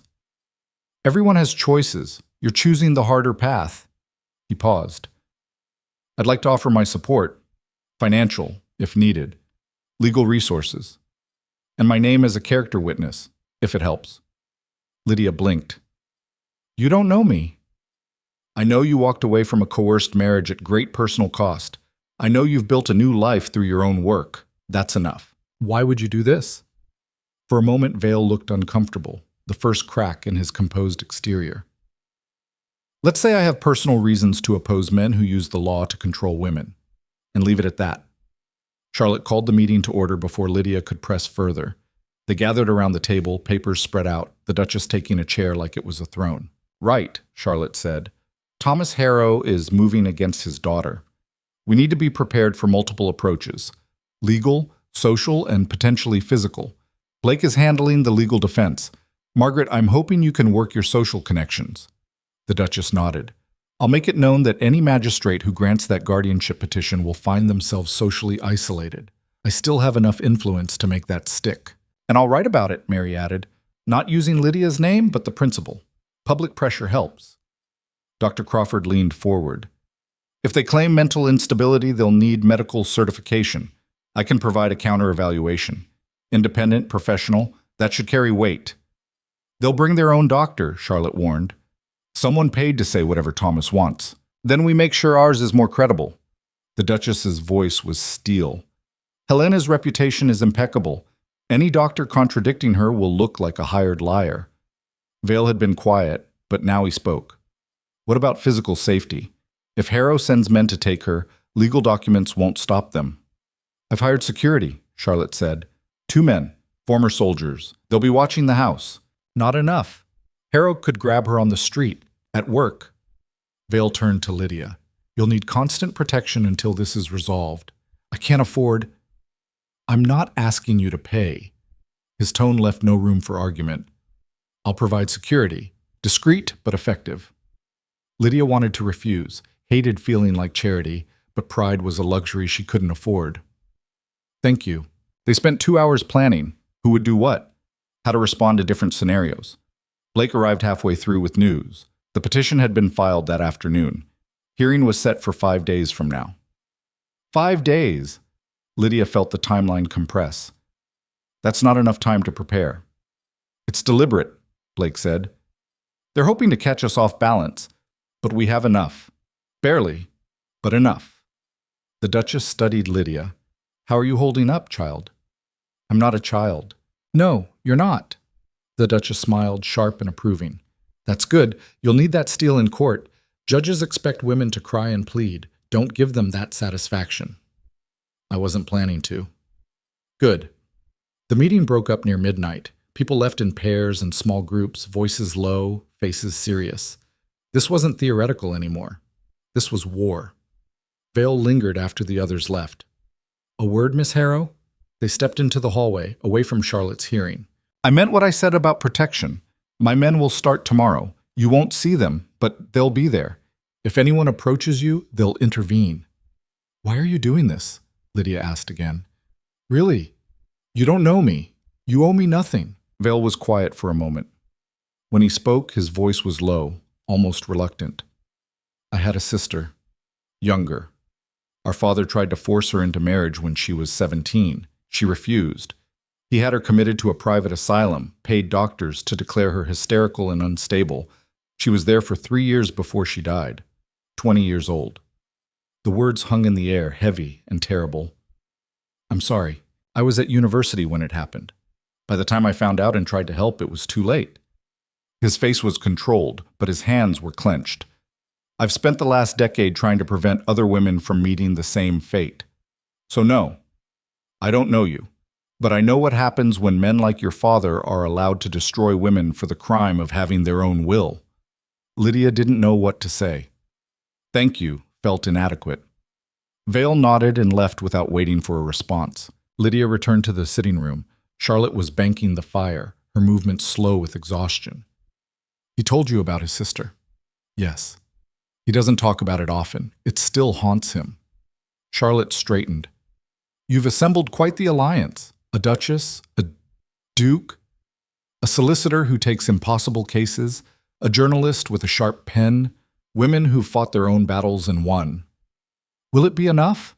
I don't know. Your father has the weight of tradition on his side, centuries of law that say women are property. Charlotte met her eyes. But we have something he doesn't.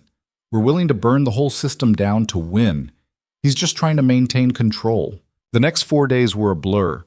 Lydia worked during the day, researching and preparing with Blake.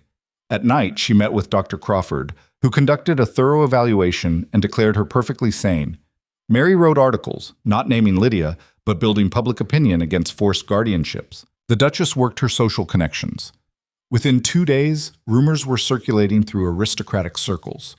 Thomas Harrow's daughter had refused a marriage to Ashford. Now he was trying to force her back through legal means. How desperate, how unseemly, how very lower class. The whispers damaged him more than any legal argument could. On the 3rd day, Lydia saw her father's men. 2 of them, watching Blake's office from across the street. Vale's security, invisible until then, materialized. Words were exchanged. The men left. They're testing us, Blake said, seeing how serious we are. And when they realize we're serious, they'll escalate. That night, someone tried to break into Charlotte's house. Vale's men stopped them, gently but firmly. No one was hurt, but the message was clear. Her father was done waiting. The morning of the hearing, Lydia dressed in her best clothes, the gray wool carefully mended. Charlotte had tried to lend her something better, but Lydia refused. I want them to see who I am, not who they think I should be. They arrived at the magistrate's court at 9. A small room, wood-paneled, smelling of old paper and stale air. Her father was already there with his lawyer from Hutchins and Sons, a sleek man named Graves, who looked like he'd never lost a case or a night's sleep. Thomas Harrow looked worse than when Lydia had seen him on the street, thinner, older. But his eyes when he saw her were pure rage. Your Honor, Graves began smoothly, we're here because Mr. Harrow's daughter has suffered a mental collapse. She abandoned her home, refused a respectable marriage, and is now living in questionable circumstances with a known radical. We ask the court to grant temporary guardianship so Mr. Harrow can ensure his daughter receives proper care. Blake stood. Your Honor, Miss Harrow is neither mentally ill nor in need of guardianship. She's a competent adult woman who made a choice her father didn't approve of. That's not a medical condition. It's independence. The magistrate, an elderly man named Pemberton, looked skeptical. She left home without permission, refused a marriage arrangement. Those are unusual behaviors for a young woman. Unusual isn't illegal, and it certainly isn't evidence of incompetence. Mr. Harrow has brought a medical opinion. Graves handed over documents. Dr. Whitmore examined Miss Harrow's history and concluded she shows signs of hysteria and female nervous disorder. Dr. Whitmore never examined me, Lydia said sharply. He's making judgments based on my father's description. Miss Harrow, you'll have your chance to speak, Pemberton said. Mr. Graves, continue. Dr. Whitmore's diagnosis is based on sound medical principles. Women of Miss Harrow's age are particularly susceptible to nervous conditions, especially when faced with the natural anxieties of marriage. Her refusal to accept her father's guidance, her impulsive departure, her current employment in a masculine profession, all of these indicate a disordered mind. Blake pulled out his own documents. We have a counter-evaluation from Dr. Helena Crawford, a respected physician who actually examined Miss Harrow. Her conclusion? Perfectly sane, intelligent, composed, and fully capable of managing her own affairs. Graves smiled thinly. Dr. Crawford is known for her radical views on women's capabilities. Her opinion is hardly objective. And Dr. Whitmore's is, when he's being paid by Mr. Harrow. The magistrate held up a hand. Gentlemen, Miss Harrow, I'd like to hear from you directly. Lydia stood. Her hands were shaking. She pressed them flat against her sides. Your Honor, I'm not insane. I'm not hysterical. I left home because my father attempted to force me into marriage with a man I didn't choose. I found employment. I support myself. I live respectably. The only thing unusual about my behavior is that I refuse to be property. Young woman, a father's authority is not absolute. Sir, if I may. She pulled out the notes she and Blake had prepared. The law recognizes women's legal personhood in multiple contexts. We can enter contracts. We can inherit property. Married women can own assets independently under the Married Women's Property Act. If married women have legal standing, why don't unmarried adult women? Pemberton frowned. The law assumes paternal authority until marriage. But where is that actually written? Show me the statute. Because I've researched extensively and I can't find one. It's tradition, yes. Custom, certainly. But law? I don't think so. Precedent? Precedent based on outdated assumptions about women's capacity. Your Honor, I'm 23 years old. I manage complex legal research. I support myself financially. I make sound decisions. What exactly am I incompetent to do? Graves interrupted. Your Honor, this is exactly the kind of masculine argumentation that proves Miss Harrow's disturbed state. No healthy woman speaks this way. Blake shot back. So intelligence in a woman is now a symptom of illness? That's a convenient diagnosis. Gentlemen, Pemberton's voice cracked like a whip. I'll have order. He studied the documents in front of him. Minutes passed. The silence was excruciating. Finally, he looked up. Mr. Harrow, did your daughter ever show signs of mental illness before she refused this marriage? Thomas Harrow stood. She was always difficult, argumentative, refused to accept guidance. That's not what I asked. Did she show signs of actual mental illness, delusions, inability to function, dangerous behavior? A long pause. No, but then it seems to me her mental faculties are intact. She simply made a choice you disagreed with. Pemberton set down the papers. I'm not prepared to grant guardianship on these grounds. Miss Harrow appears competent. Her behavior, while unconventional, doesn't meet the legal standard for incompetence. Lydia's knees nearly gave out. Your Honor, Graves protested, Mr. Harrow has a right. Mr. Harrow has a right to his opinion. He doesn't have a right to control an adult daughter who's proven herself capable of independent living. Pemberton looked at Lydia. Miss Harrow, do you wish to reconcile with your father? No, Your Honor. Then I see no reason to force the matter. Guardianship petition denied. The gavel came down. It was over. Lydia stood frozen, not quite believing it. Blake gripped her shoulder. You won. Graves was already speaking urgently to her father. Thomas Harrow's face was purple with rage. He tried to push past Graves toward Lydia, but Vale's men materialized, blocking his path. You stupid girl! Her father's voice carried across the courtroom. You've destroyed everything. Do you understand? Everything. No. Lydia's voice was steady. I saved myself. You destroyed yourself. I'll appeal this. I'll find another way. Try. The Duchess had appeared, regal and cold. And I'll make sure every door in London closes to you. Your creditors will call in their debts. Your remaining social connections will evaporate. Test me, Thomas. See what happens. Her father stared at the Duchess, at Vale, at the assembled forces that had risen to protect his daughter. He'd lost, and he knew it. Graves pulled him away, still protesting, still threatening appeals that would never come. Outside the courthouse, Lydia's legs finally gave out. She sat on the steps, shaking, while Charlotte and Blake and the others surrounded her, laughing, celebrating. You did it, Mary said, already taking notes. This is going to make one hell of a story. Dr. Crawford smiled. You were magnificent in there. The Duchess descended the steps with the bearing of someone who'd just won a war. Well done, child. Now comes the harder part, actually building the life you fought for. Vale approached last. Congratulations, Miss Harrow. I couldn't have done it without you. Any of you. Yes, you could have. We just made it easier. He paused. The security will remain in place for a few more weeks. Your father may try something stupid, but I suspect he'll slink away and try to salvage what's left of his reputation. Thank you for everything. Don't thank me yet. This was the easy battle. Vale's expression was serious. You've proven you can survive. Now you need to prove you can thrive. That's the part that terrifies the establishment, when women don't just escape, but succeed. That night, Charlotte's house filled with people again. A real celebration this time. Wine and food and laughter. Mary grilled Lydia for details. The Duchess told stories about her own legal battle decades ago. Blake was already drafting a legal brief about the case.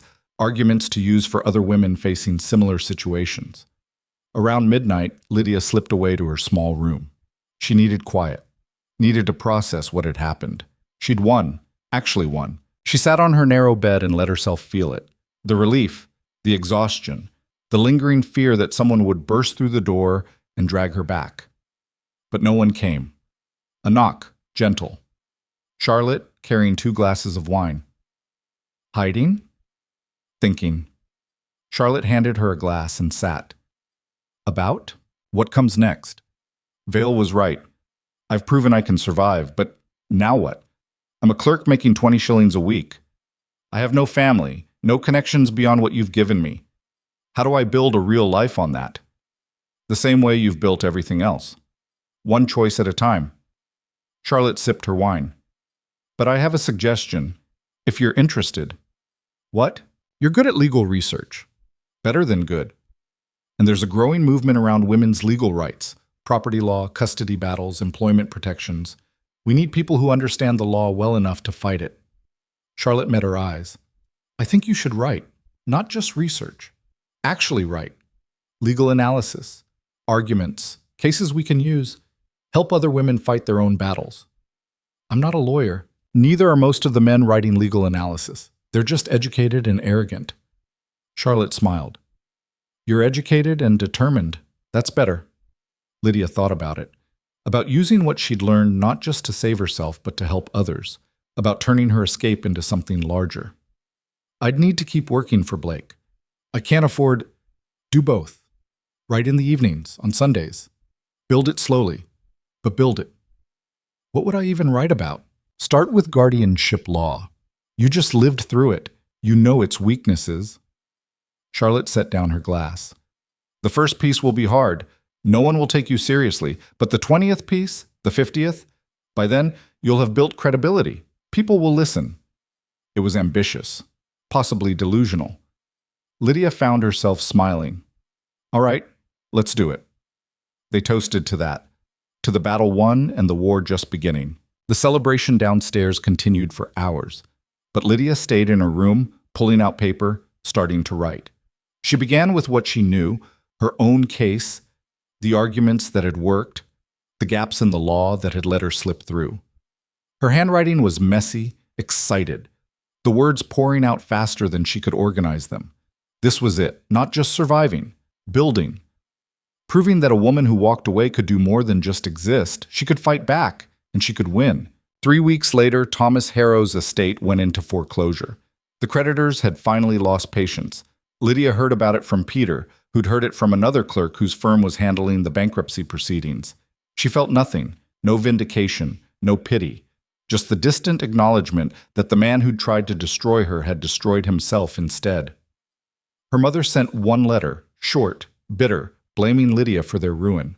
Lydia read it once and burned it. Some bridges, once cut, stayed cut. But other connections were building. Her first legal analysis piece, unsigned, credited only as a concerned observer, was published in Mary's Reform Journal. It got attention. Arguments about guardianship law, about the contradictions in how women's legal personhood was recognized in some contexts but denied in others. Blake read it and immediately knew it was hers. This is good, really good. Write more. She did. And slowly, carefully, she built something that was entirely hers. Not her father's name, not her husband's property, but her own mind, her own work, her own growing reputation as someone who understood law well enough to challenge it. Vale stopped by occasionally, checking in, never staying long. He moved through their world like a ghost, helpful but distant, involved but separate. Lydia caught him watching her sometimes with an expression she couldn't quite read. "You're staring," she said once, catching him at it during one of Charlotte's meetings. "I'm observing." "Why?" He considered the question. "Because you're doing what my sister never got the chance to do. It's satisfying to watch." "Is that all?" He smiled slightly. "Ask me again in a year." And he left before she could press further. The work continued. Days at Blake's office, evenings writing, weekends at Charlotte's meetings with women planning their next battle. Lydia threw herself into it, learning, building, growing into someone she'd never imagined she could be. But then, on a cold December evening, everything changed. She was walking home from Blake's office, Vale's security trailing at a discreet distance. The streets were crowded, Christmas shoppers, workers heading home, the usual London chaos. She didn't see the man until he was right in front of her. Lord Edmund Ashford. He looked different from that dinner months ago, harder, angrier. Miss Harrow, his voice was ice. We need to talk. Vale's men moved closer, but Ashford held up his hands. I'm not here to harm you. I just want to talk. 5 minutes, that's all. Lydia should have refused, should have walked away, and instead she found herself saying, 5 minutes. They stepped into a nearby coffee house, crowded and anonymous. Vale's security waited outside, but visible through the window. Ashford sat across from her, hands wrapped around a cup he didn't drink. You cost me more than you know, he said quietly. The humiliation at that dinner, the rumors after. My creditors started calling in debts. Apparently they'd been counting on your father's repayment once we married. When that fell through, everything collapsed. I'm sorry your finances were built on my misery. I'm not looking for apology. I'm explaining. His eyes were cold. I've lost my estate. Most of my remaining assets, my reputation, all because you refused to do your duty. My duty was to survive, not to save you. And now you're the hero, the woman who defied convention. His smile was sharp, cruel. But you should know, your father isn't the only one who wants revenge. There are others, men who've lost money because of you, because your refusal collapsed deals built on that marriage. They're not all as incompetent as your father. Is that a threat? It's information. Call it professional courtesy. Ashford stood. You've made powerful enemies, Miss Harrow. Enemies with more resources and patience than Thomas ever had. Watch yourself. He left without waiting for a response. Lydia sat frozen, his words echoing. She'd thought winning the guardianship battle was the end, but it wasn't. It was just the beginning. She'd thought winning the guardianship battle was the end, but it wasn't. It was just the beginning. Lydia walked home from the coffee house in a daze, Vale's men flanking her at a discreet distance. Ashford's words circled in her mind like vultures. Powerful enemies. More resources. More patience. She'd escaped her father only to discover she'd antagonized an entire network of men whose financial schemes had depended on her compliance. Charlotte was waiting when she arrived, face tight with worry.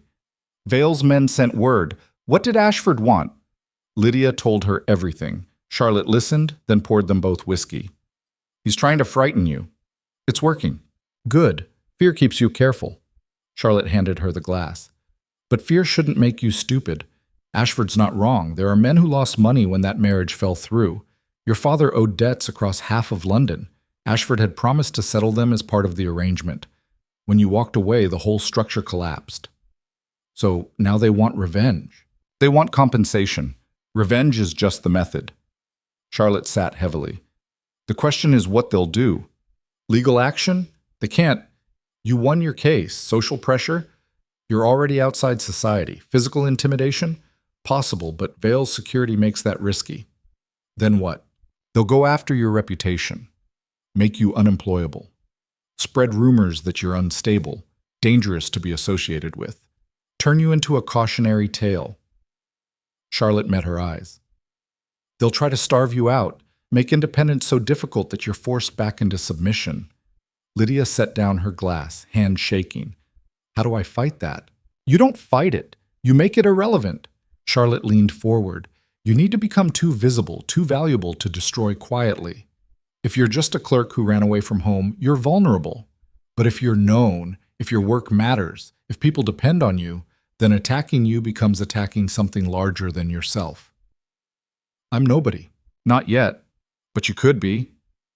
Charlotte pulled out a stack of papers, Lydia's legal analyses, the pieces she'd been writing.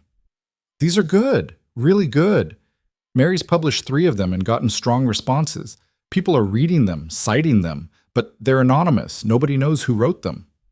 That was deliberate. If people knew, you'd have credibility, authority, a platform. Charlotte shuffled through the pages. You've been hiding because you thought visibility meant vulnerability. But at this point, anonymity is more dangerous. They can destroy someone nobody knows. They can't destroy someone everyone's watching. You want me to sign my name. I want you to claim your work. Let people know that the legal analysis they've been reading comes from you, a woman who fought her own guardianship case and won. That's a story people will pay attention to. Or they'll dismiss me completely. Some will, most will. Charlotte's smile was sharp. But some won't, and those are the people who matter. Lydia thought about it, about stepping out of the shadows, about making herself a target, about making herself too important to ignore. All right, what's the plan? They worked through the night. Charlotte had connections, editors, publishers, reformers who'd been waiting for the right moment to push women's issues into mainstream conversation. Mary Ashton arrived at dawn with a proposal.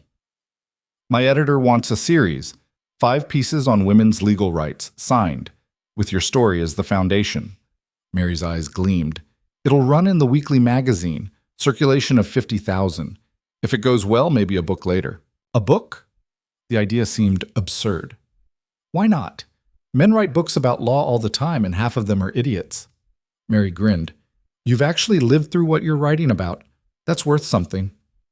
Blake arrived at breakfast with his own news. I'm arguing a case next month, property inheritance. Woman's father left everything to her, but his brother is contesting the will. Says a woman can't manage the estate. I want you to do the research. I already do your research. Not as my clerk, as my legal analyst. I'll credit you in my brief. Your name, your arguments, it's time.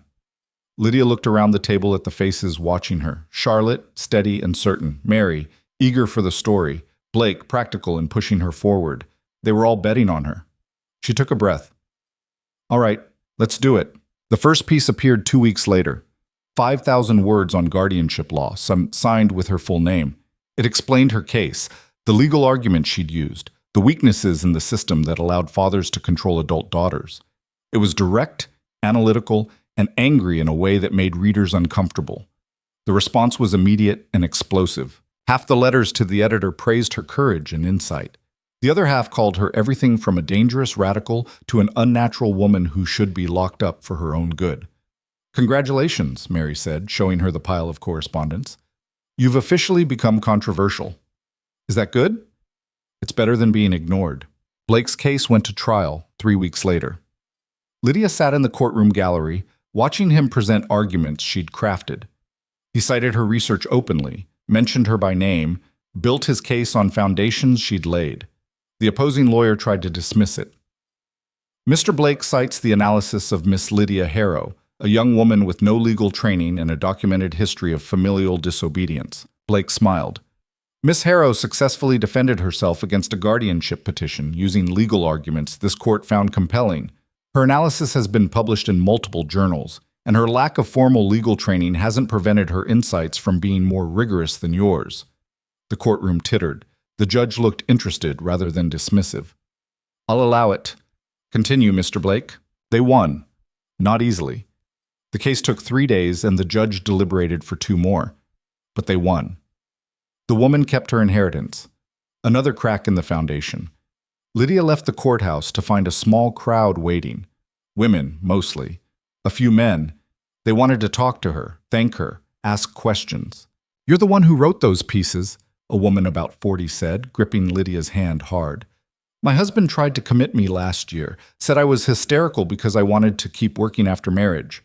Your article helped my solicitor build our defense. I won. Another woman, younger. I'm trying to leave my father's house. Your writing gave me the legal arguments I needed. I have a hearing next month. They kept coming. Stories of battles won or still being fought, women who'd read her work and used it as ammunition. Lydia felt something shift inside her chest. This was real. This mattered. Vale found her as the crowd dispersed. You're becoming famous. I'm becoming notorious. There's a difference. Is there? He studied her. You look different, more confident. I feel terrified. That's not confidence? Despite everything, she laughed. Maybe it is. He walked with her back to Charlotte's house, his security trailing at their usual distance. Ashford's been quiet since your article published, so have his associates. You're having them watched. I'm having everyone watched. It's expensive, but educational. Vale's tone was light, but his eyes were serious. They're regrouping, figuring out their next move. Your visibility makes direct action risky, but they're not giving up. What would you do if you were them? I'd wait for you to make a mistake, overreach, give them something to use against you. He paused. So don't. The second article appeared a month later. This one on property law. How married women could own assets, but unmarried women were treated as perpetual children under their father's authority. How widows had more legal standing than daughters. How the law was internally contradictory and ripe for challenge. The backlash was worse this time.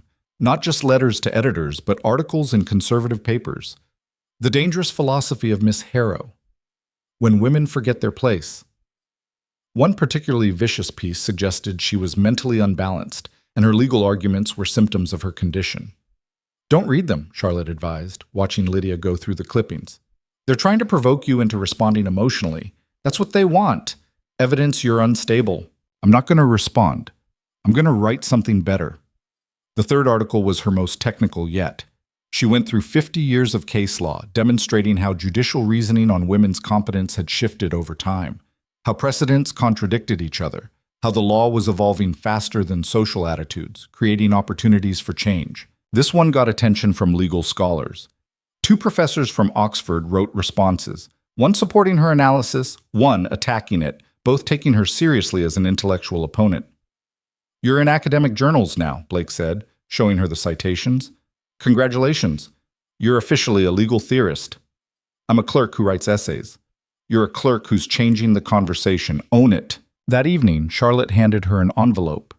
Heavy paper, expensive. Inside, an invitation. The Women's Legal Reform Society wants you to speak at their annual meeting. 200 attendees, lawyers, activists, reformers, some hostile, most curious. Charlotte smiled. They've never invited someone without formal credentials before. You're breaking new ground. What would I even talk about? Your work, your case, what you've learned. Charlotte paused. And what needs to change? This is your chance to speak directly to the people who can actually make those changes happen.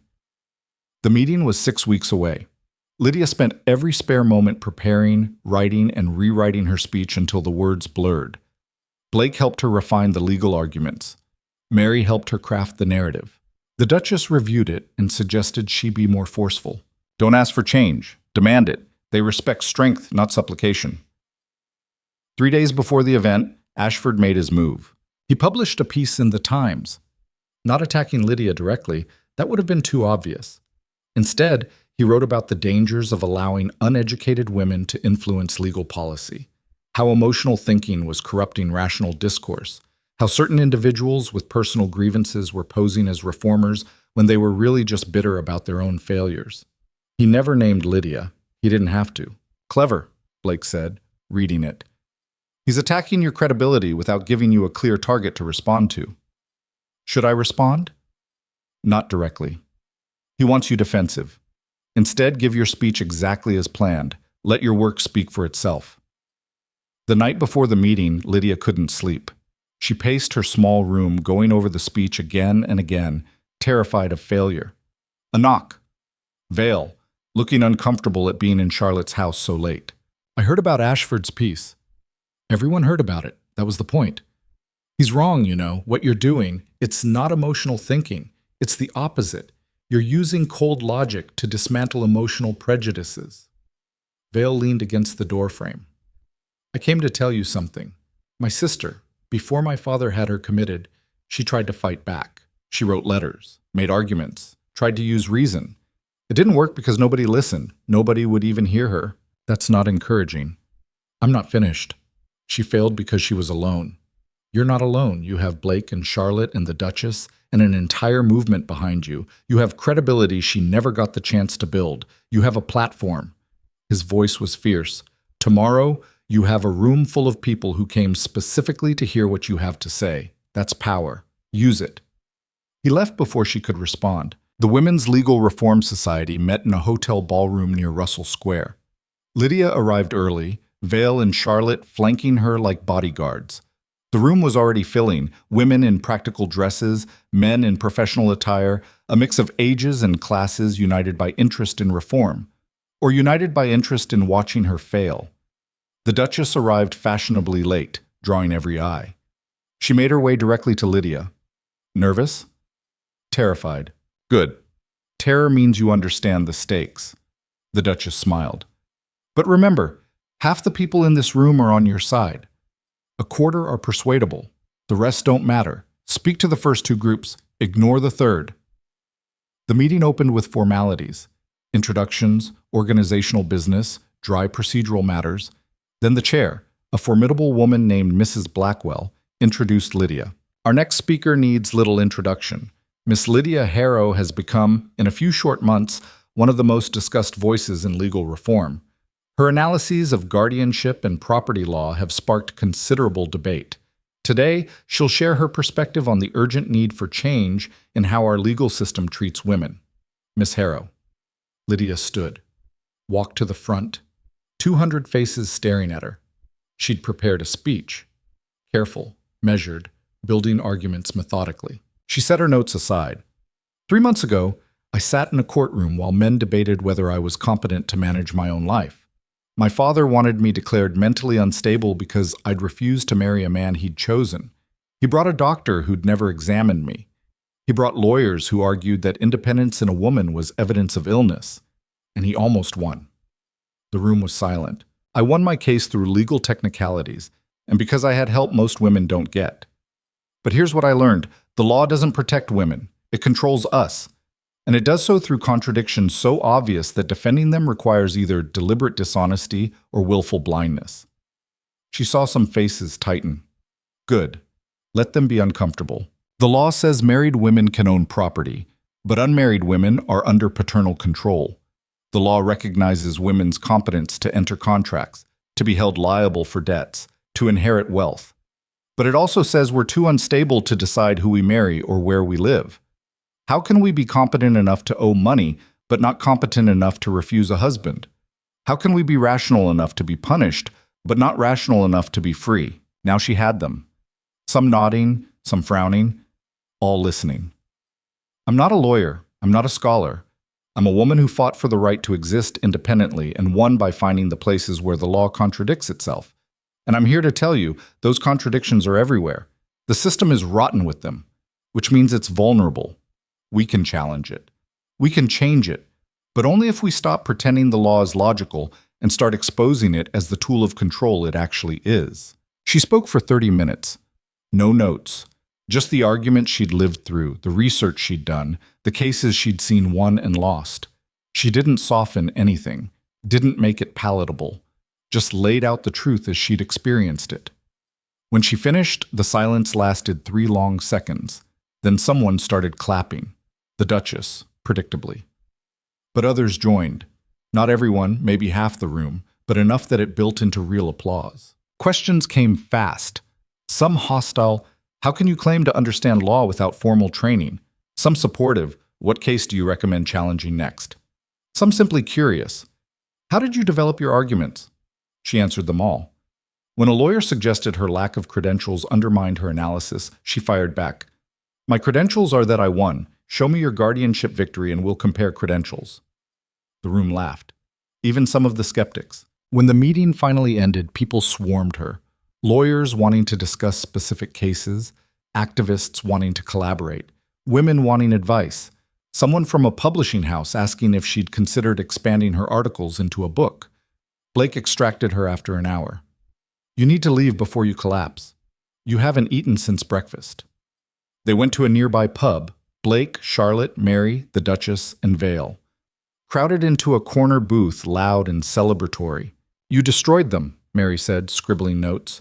The part about contradictions, that's going to be quoted everywhere. Some people looked furious, Lydia said. Her hands were still shaking from adrenaline. Let them be furious. You weren't there to make friends. The Duchess raised her glass. You were there to stake a claim, to say, I belong in this conversation and you can't dismiss me. And you did that brilliantly. Vale had been quiet, but now he smiled. My sister would have liked you. I wish I could have known her. You remind me of her. Same stubbornness, same refusal to accept limitations. His expression grew distant. She would have loved watching you speak today, watching you win. The celebration continued for hours. Eventually, people drifted off. Blake to prepare for another case, Mary to write her article, the Duchess to whatever Duchesses did, Vale to his security concerns. Charlotte and Lydia walked home through streets now dark, cold wind cutting through their cloaks. "How do you feel?" Charlotte asked. "Exhausted, terrified, exhilarated." Lydia laughed. "I have no idea what just happened." "You became someone who matters. That's what happened." Charlotte squeezed her arm. "It's only going to get harder from here.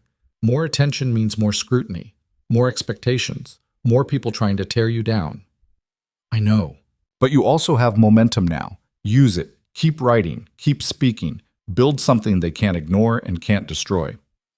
The next morning, articles about her speech appeared in 3 papers. 2 were positive. A fresh voice in legal reform, Miss Harrow challenges convention. 1 was predictably hostile. Radical woman promotes dangerous ideas. But they all spelled her name correctly. They all quoted her arguments. She was in the conversation now, impossible to ignore. Mary's article was the longest. In the Reform Journal's prominent center spread, she'd captured not just what Lydia said, but the moment, the tension in the room, the resistance and acceptance both, the sense that something had shifted. Letters started arriving, some threatening, some supportive. A few from other women fighting their own battles, asking for advice or resources. Lydia answered everyone she could, connecting people to Blake or other solicitors, sharing research, building networks. The publishing house contacted her again. A formal offer this time, a book on women's legal rights, due in 8 months. Advance payment of £40. £40. What Anne had given her to escape. A fortune. "Take it," Blake advised. "You'll earn it back in credibility." "But I'd have to write a book." "You've already written half of it in your articles. Just expand the arguments, add more cases, organize it coherently." He smiled. "You can do this. The question is whether you want to." Did she want to? A month ago, she'd been terrified of signing her name to a single article. Now she was considering writing an entire book. But Charlotte was right. Visibility was protection. A book would make her too important to quietly destroy. "All right, I'll do it." She signed the contract that afternoon. Word spread quickly. Within a week, she received an invitation to speak at another meeting. Then another. Small groups mostly. Reform societies, women's clubs, church auxiliaries interested in social justice. She accepted what she could around her work schedule. Blake started introducing her as his legal analyst rather than his clerk. Her wages went up, 25 shillings now, enough to start saving beyond basic survival. She bought herself a new dress. Practical, professional, but hers. Paid for with money she'd earned through her own work. It felt like victory. But Ashford hadn't given up. 2 weeks after her speech, she received another message. Different tone this time. Not threatening, inviting. "Miss Harrow, I believe we began badly. I'd like to discuss a truce. There are matters of mutual interest we should address. Please meet me at the Whitfield Club, Thursday at 7. Come alone. E. Ashford." She showed it to Charlotte. "It's a trap." "Probably, but what kind?" "Does it matter? Don't go." But Lydia was curious. Ashford had been working against her for months. What could he possibly want to discuss? Vale was more direct. "Absolutely not. He wants you alone and isolated. I won't allow it." "You won't allow it?" His face flushed. "Poor phrasing. I meant—" "I know what you meant," Lydia softened her tone. "But I'm curious what he wants.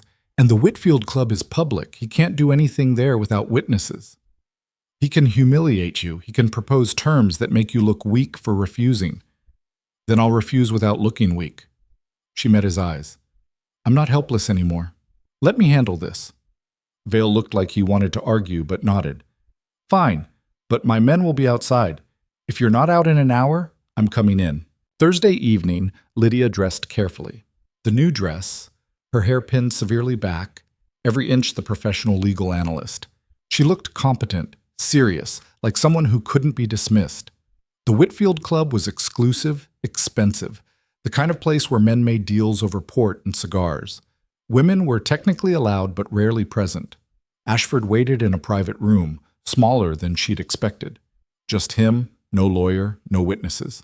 That should have worried her more than it did. "Miss Harrow, thank you for coming." He stood, gestured to a chair. "Drink?" No, thank you. You said you wanted to discuss a truce. Direct. I appreciate that. He poured himself whiskey. The truth is, you've become inconvenient.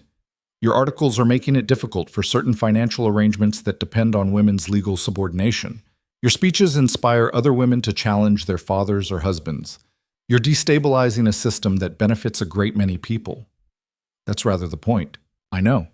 And I admire it in a way. You're committed, intelligent. You've built credibility against considerable opposition.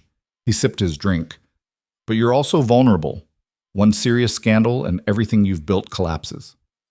Is that a threat? It's an observation and an offer. Ashford leaned forward. Stop. Not completely. Continue your legal work. Write your book. But stop attacking the marriage system specifically.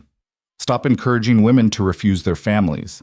In exchange, my associates and I will stop working against you. No more hostile articles. No more attempts to discredit you. You'll be free to pursue your career without interference. Lydia studied him. Why would you offer that? Because fighting you is expensive and you're harder to destroy than we anticipated.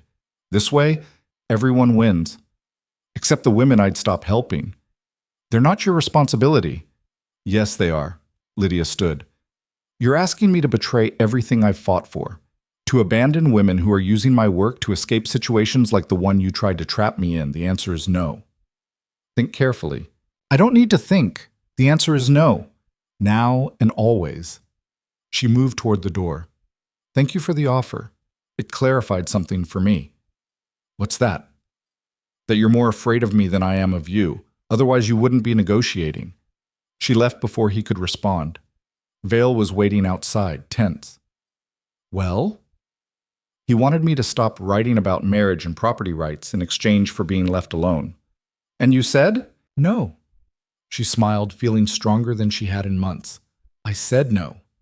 Vale stared at her, then laughed. Of course you did. Come on. We're celebrating your stupidity. They went back to Charlotte's house. Blake and Mary were already there, having heard about the meeting. When Lydia explained what happened, Blake whistled. You just turned down peace with some of London's most powerful financial interests. I know. They're going to come at you harder now. I know that too. Good. Blake grinned. Then let's make sure you're ready. They spent the evening strategizing. What cases to take next. What articles to write. How to build their network stronger. Lydia felt the momentum building, the sense that they weren't just reacting anymore. They were attacking. 3 weeks later, she published her most controversial piece yet. A direct challenge to coverture law. The principle that a woman's legal identity merged with her husband's upon marriage. She argued it was barbaric, illogical, and vulnerable to challenge based on recent precedents about women's property rights. The backlash was immediate and furious, but so was the support. Women's groups across the country wrote letters. Lawyers began citing her arguments in cases. Someone started a petition to Parliament for legal reform, using her analysis as the foundation. She was becoming dangerous. Actually, dangerous. The kind of dangerous that meant change. And then, 6 weeks after her speech, the invitation arrived. The Earl of Pemberton was hosting a ball. Not just any ball, the social event of the season. 1,000 guests. Everyone who mattered would be there, and Lydia Harrow was invited. This is extraordinary, the Duchess said, examining the invitation. Pemberton's conservative, traditional. He's never shown interest in reform. Why would he invite you? To humiliate me? Lydia suggested. Possibly, or... The Duchess's eyes narrowed. Or someone convinced him it would be political suicide to exclude you, that ignoring you is no longer an option. Charlotte smiled slowly. You've done it. You've become too important to dismiss. They have to acknowledge you now, even if they hate it. Vale arrived that evening, also holding an invitation. I'll escort you. If they're planning something, at least you'll have an ally. You don't have to. I want to. His voice was quiet but firm. I want to watch you walk into that room and make them recognize what you've become. The ball was 3 days away. Lydia had nothing appropriate to wear. The Duchess solved that problem. A dressmaker appeared the next morning with fabric and designs. Within 2 days, Lydia had a gown, simple but elegant, deep blue, cut to suggest wealth without excess. You're not there to compete with debutantes, the Duchess advised. You're there to be taken seriously. The night of the ball, Lydia dressed with hands that shook only slightly. Vale arrived precisely on time, impeccable in formal attire. They arrived fashionably late. The ballroom blazed with light, chandeliers, mirrors, thousands of candles, a sea of silk and jewels and money, the aristocracy in full display. Conversations didn't stop when she entered, but they shifted. People noticed. Whispers spread. That's her. The Harrow girl. The one who writes those articles. Can you believe Pemberton invited her? The Duchess materialized, regal and sharp. Excellent. You're creating exactly the right impression. Now circulate. Let them see you're not intimidated. Lydia moved through the room on Vale's arm, nodding to people she recognized, ignoring the stares. Some people were openly hostile. Others curious. A few, surprisingly, friendly. Miss Harrow, a woman around 50 approached. I'm Lady Cartwright. I read your analysis of the Manning case. Brilliant work. You found precedents my own solicitor missed. Thank you, Lady Cartwright. I'd like to discuss a case with you. My niece is fighting for custody of her children. The father is, well, difficult. Could we meet next week? Of course. More people approached. A lawyer wanting to consult. A reformer wanting her to speak at an event. A mother whose daughter was using Lydia's work to resist an unwanted marriage. Not everyone was supportive. Lord Pemberton himself was coldly formal when they were introduced. Several men turned their backs when she passed. Margaret Whitfield, who'd been at that disastrous dinner months ago, cut her directly. But enough people engaged. Enough that Lydia realized something had fundamentally changed. She wasn't an outcast anymore. She was controversial, divisive, but undeniably present. They couldn't pretend she didn't exist. Near midnight, as the dancing reached its height, the Earl of Pemberton called for attention. The music stopped. The crowd quieted. Ladies and gentlemen, a toast to the women who grace our lives with beauty and wisdom, to the men who protect and provide for them, to the natural order that ensures harmony between the sexes. It was a direct shot, a reminder of traditional values, a subtle rebuke to everything Lydia represented.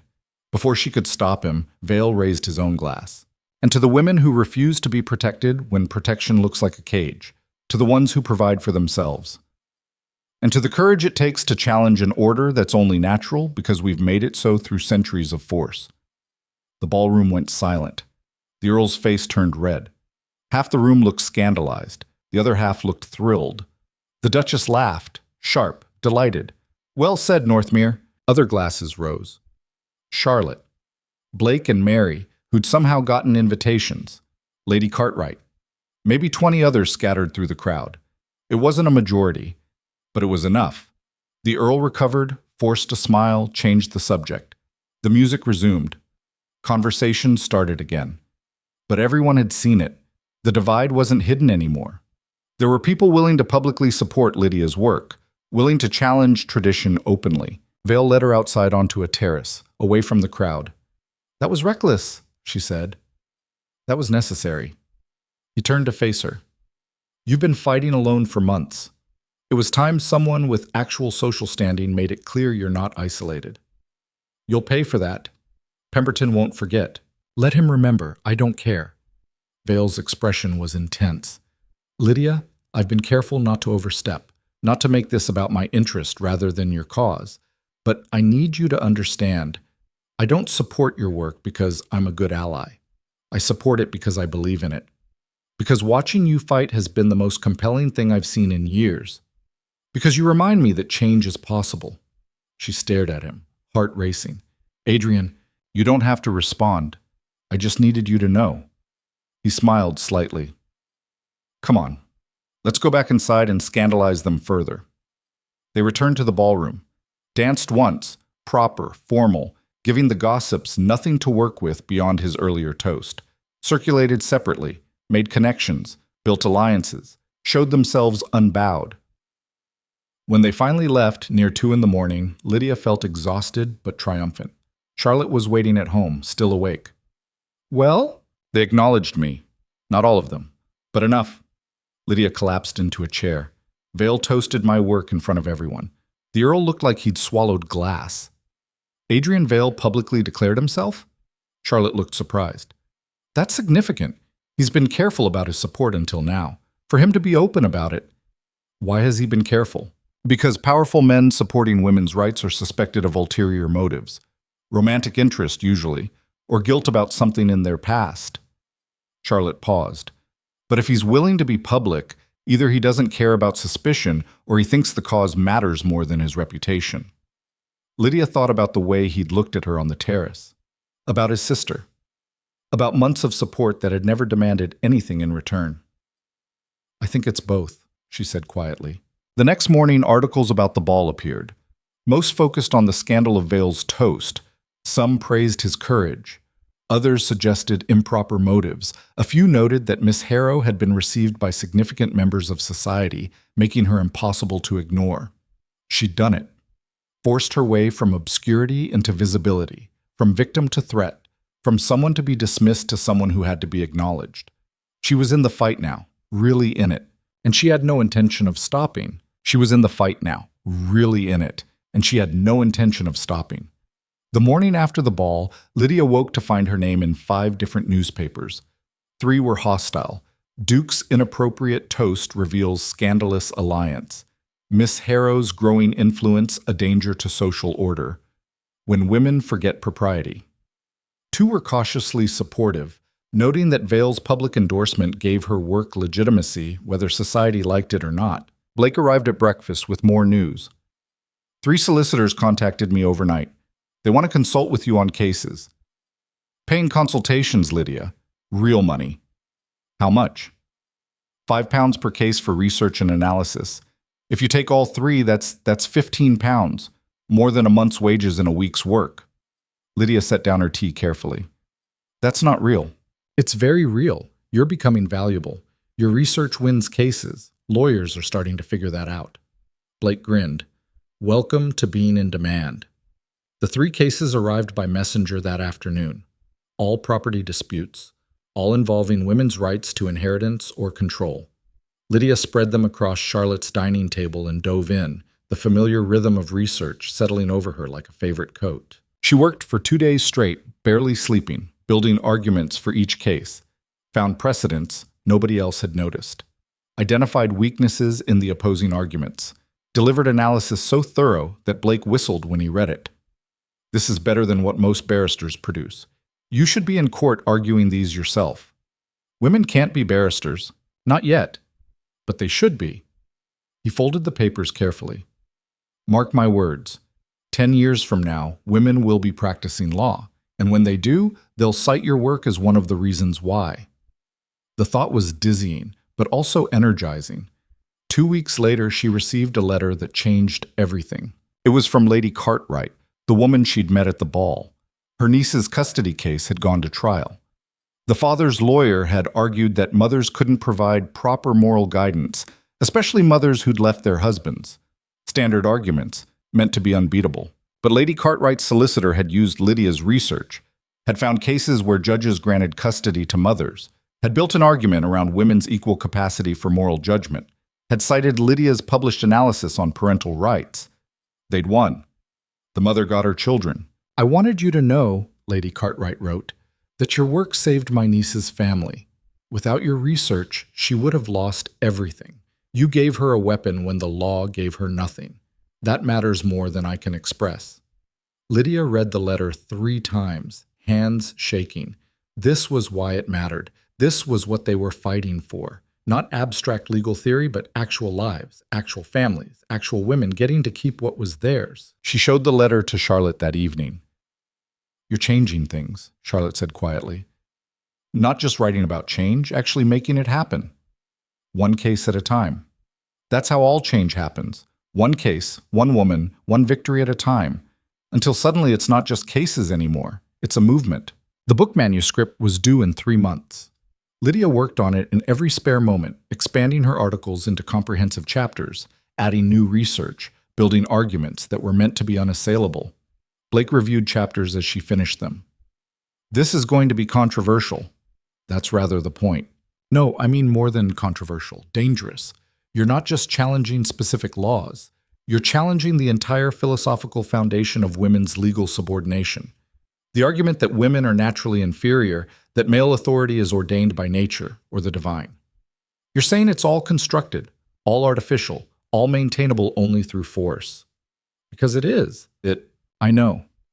But saying it this directly will make powerful people very angry. Blake met her eyes. Are you prepared for that? I'm already living it. Might as well commit fully. She sent the manuscript to the publisher in April. They responded 2 weeks later, accepted, with minor revisions, publication date set for September. 5 months to prepare for the storm. Meanwhile, her consulting work expanded. More lawyers, more cases, more women using her research to fight their own battles. She was making real money now, enough that she could afford a larger room, better clothes, savings for the first time in her life. Charlotte suggested she move to her own lodgings. You've outgrown my spare room. You should have your own space. Are you trying to get rid of me? I'm saying you can afford independence now. Real independence. Your own household, your own rules. Charlotte smiled. Besides, you'll want privacy when that Duke starts courting you properly. We're not yet. But he will, and you will. Charlotte's tone was matter-of-fact. I've watched him watching you for months. The man's halfway in love and completely in admiration. Question is whether you want him. Did she? Lydia hadn't let herself think about it. Had been too focused on survival, then on work, then on building something that couldn't be taken away. But Vale had been there through all of it, protecting her, supporting her work, never demanding anything in return. And on that terrace at the ball, the way he'd looked at her. She pushed the thought away. There was too much work to do. She could think about personal matters later. By June, the book was in production. Advance copies went out to reviewers and influential readers. The responses started arriving, some praising, some horrified, all acknowledging the work was significant. Then 3 weeks before publication, everything exploded. Someone leaked chapters to the conservative press. Not the whole book, just the most inflammatory sections. The arguments about coverture being barbaric, the suggestion that male authority was maintained through violence rather than natural law, the direct challenge to religious justifications for women's subordination. The reaction was immediate and vicious. Articles calling her a threat to civilization, editorials demanding the book be banned. A prominent bishop gave a sermon condemning her work as heretical and dangerous. Someone started a petition to Parliament asking that she be investigated for sedition. This is bad, Mary said, showing her the pile of hostile coverage. They're organizing against you before the book even releases. Can they stop publication? The publisher's nervous but holding firm. They've printed 5,000 copies already, but distribution could be a problem. Booksellers might refuse to stock it. Blake was more optimistic. This is exactly what we want. They're giving you publicity you couldn't buy. Every attack makes people curious about what you actually wrote, and your arguments are solid. Anyone who reads the book will see the critics are misrepresenting it. If anyone gets to read it, they will. We'll make sure of it. The Duchess had a different perspective. They're trying to destroy you before you become unstoppable. Take it as a compliment. They're terrified. I don't feel complimented. I feel attacked. Good. Use that anger. Channel it. The Duchess leaned forward. Here's what you're going to do. Public debate. Accept every speaking invitation you get. Let people hear you defend your work directly. They can misrepresent you in print, but they can't do it when you're standing right there answering questions. So that's what she did. Over the next 2 weeks, she spoke at 7 different events. Some were friendly reform societies. Others were hostile, organized specifically to expose her dangerous ideas. She showed up to all of them. At a women's club in Bloomsbury, she faced an audience eager to hear her. At a legal society meeting, half the attendees walked out before she started. At a church auxiliary, the vicar introduced her by calling her work deeply troubling but worthy of serious consideration. She spoke clearly, calmly, making her case without apology. When challenged, she responded with logic and precedent. When attacked personally, she redirected to the actual arguments. It was exhausting, terrifying, and effective. People who came to condemn her left thoughtful. People who dismissed her work as emotional ranting discovered she could cite case law faster than most barristers. People who assumed she was a bitter spinster found a woman who was thoughtful, articulate, and completely uninterested in their approval. By the time publication day arrived, Lydia had given 19 speeches and participated in 7 public debates. She was running on coffee and determination, but she'd built something the critics couldn't dismiss, a public record of defending her work competently under hostile questioning.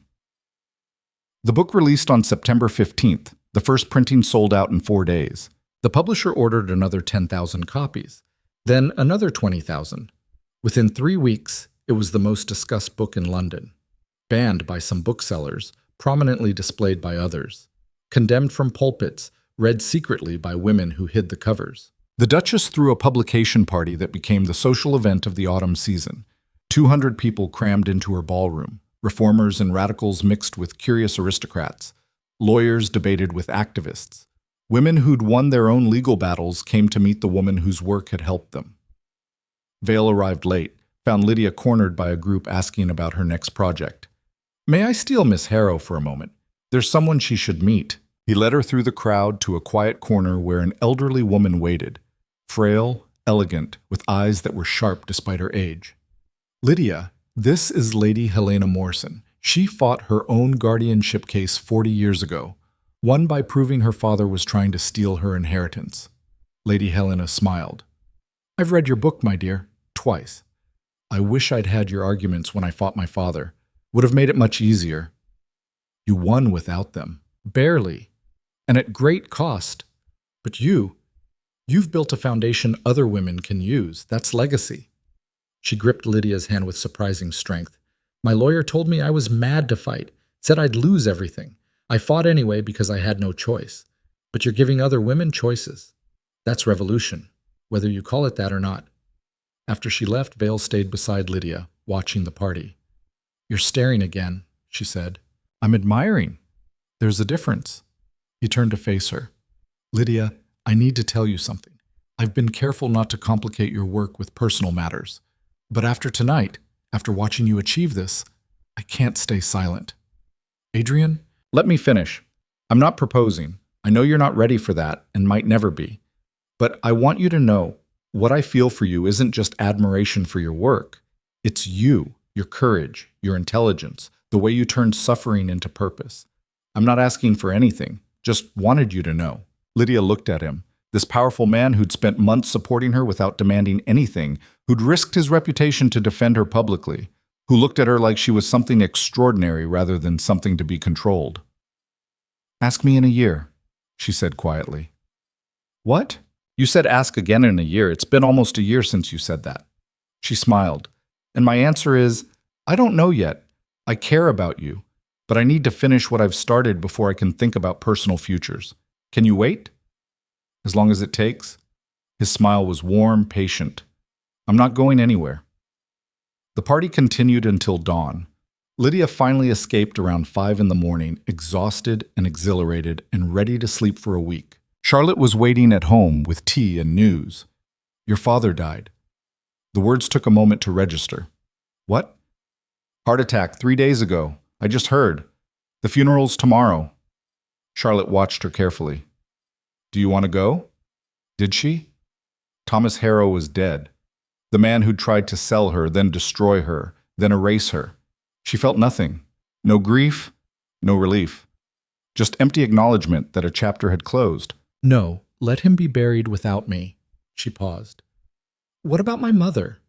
Living with her sister, destitute by all accounts. The estate was seized by creditors. She has nothing."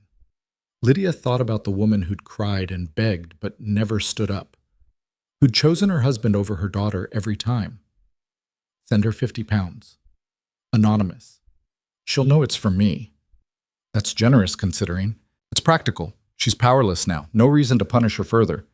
Lydia set down her tea. "But I won't see her. I can give her money, but not forgiveness." Charlotte nodded. "Fair enough."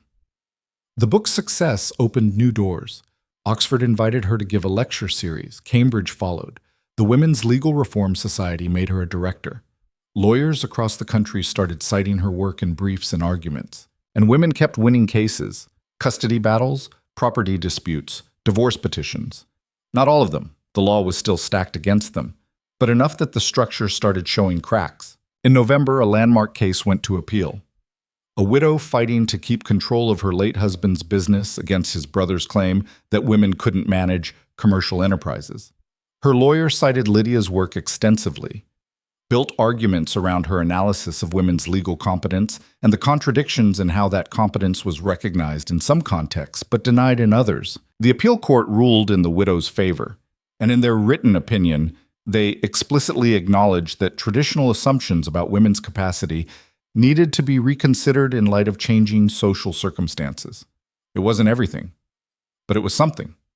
Legal acknowledgement that the old rules were vulnerable. Blake brought her the ruling, grinning. They cited you by name 3 times. You're legal precedent now. I'm a citation in a ruling, which will be cited in other rulings. That's how change happens in law. Small shifts that compound over time. He set the document on her desk. You did this. You and women like you fighting case by case. It's working. That evening, Charlotte gathered her usual crowd for celebration. The Duchess brought champagne. Mary brought news that 3 more women's rights publications wanted to serialize sections of Lydia's book. Dr. Crawford brought a patient who'd successfully fought off her husband's attempt to commit her using Lydia's arguments about women's competence. And Vale brought a proposal, not the personal kind, but something almost as significant.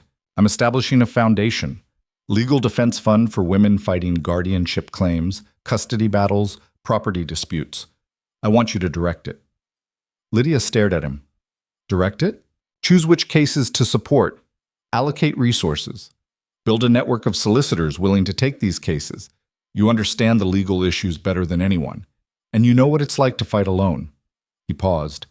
The salary would be £100 per year, plus funding for whatever cases you choose to support. £100. More money than she'd ever imagined earning. Why me? Because you've proven you can win. Because you understand strategy. Because women trust you. They'll come to you with cases they'd never bring to a male lawyer or wealthy sponsor. Vale's expression was serious. And because this is too important to leave to people who see it as charity rather than justice. Lydia looked around the room at the faces watching her. Charlotte, who'd taken her in when she had nothing. Blake, who'd given her work and taught her to fight. Mary, who'd made her voice heard. The Duchess, who'd lent her social armor. Dr. Crawford, who'd provided medical credibility. All of them betting on her, building something together. Yes, she said. I'll do it. The foundation launched in January. They rented offices near Blake's practice. 2 rooms, modest but functional. Hired a clerk to handle correspondence. Set up a system for women to request assistance. Within a month, they'd received 50 requests. Custody cases, guardianship claims, property disputes, employment discrimination, more than they could possibly handle. Lydia read every one. Chose the cases that seemed winnable or that would set important precedents. Connected women with lawyers. Provided research and funding. Built a network that started changing outcomes. They won some, lost others. But they fought every case hard, and even the losses built momentum. Judges were forced to explain their reasoning. Precedents were challenged. The old certainties looked less certain. By spring, the foundation was handling 30 active cases. Lydia worked brutal hours, 12, 14 a day, coordinating lawyers, doing research, writing briefs, speaking at events to raise funds and awareness. She loved every exhausting minute of it. This was what she'd fought for.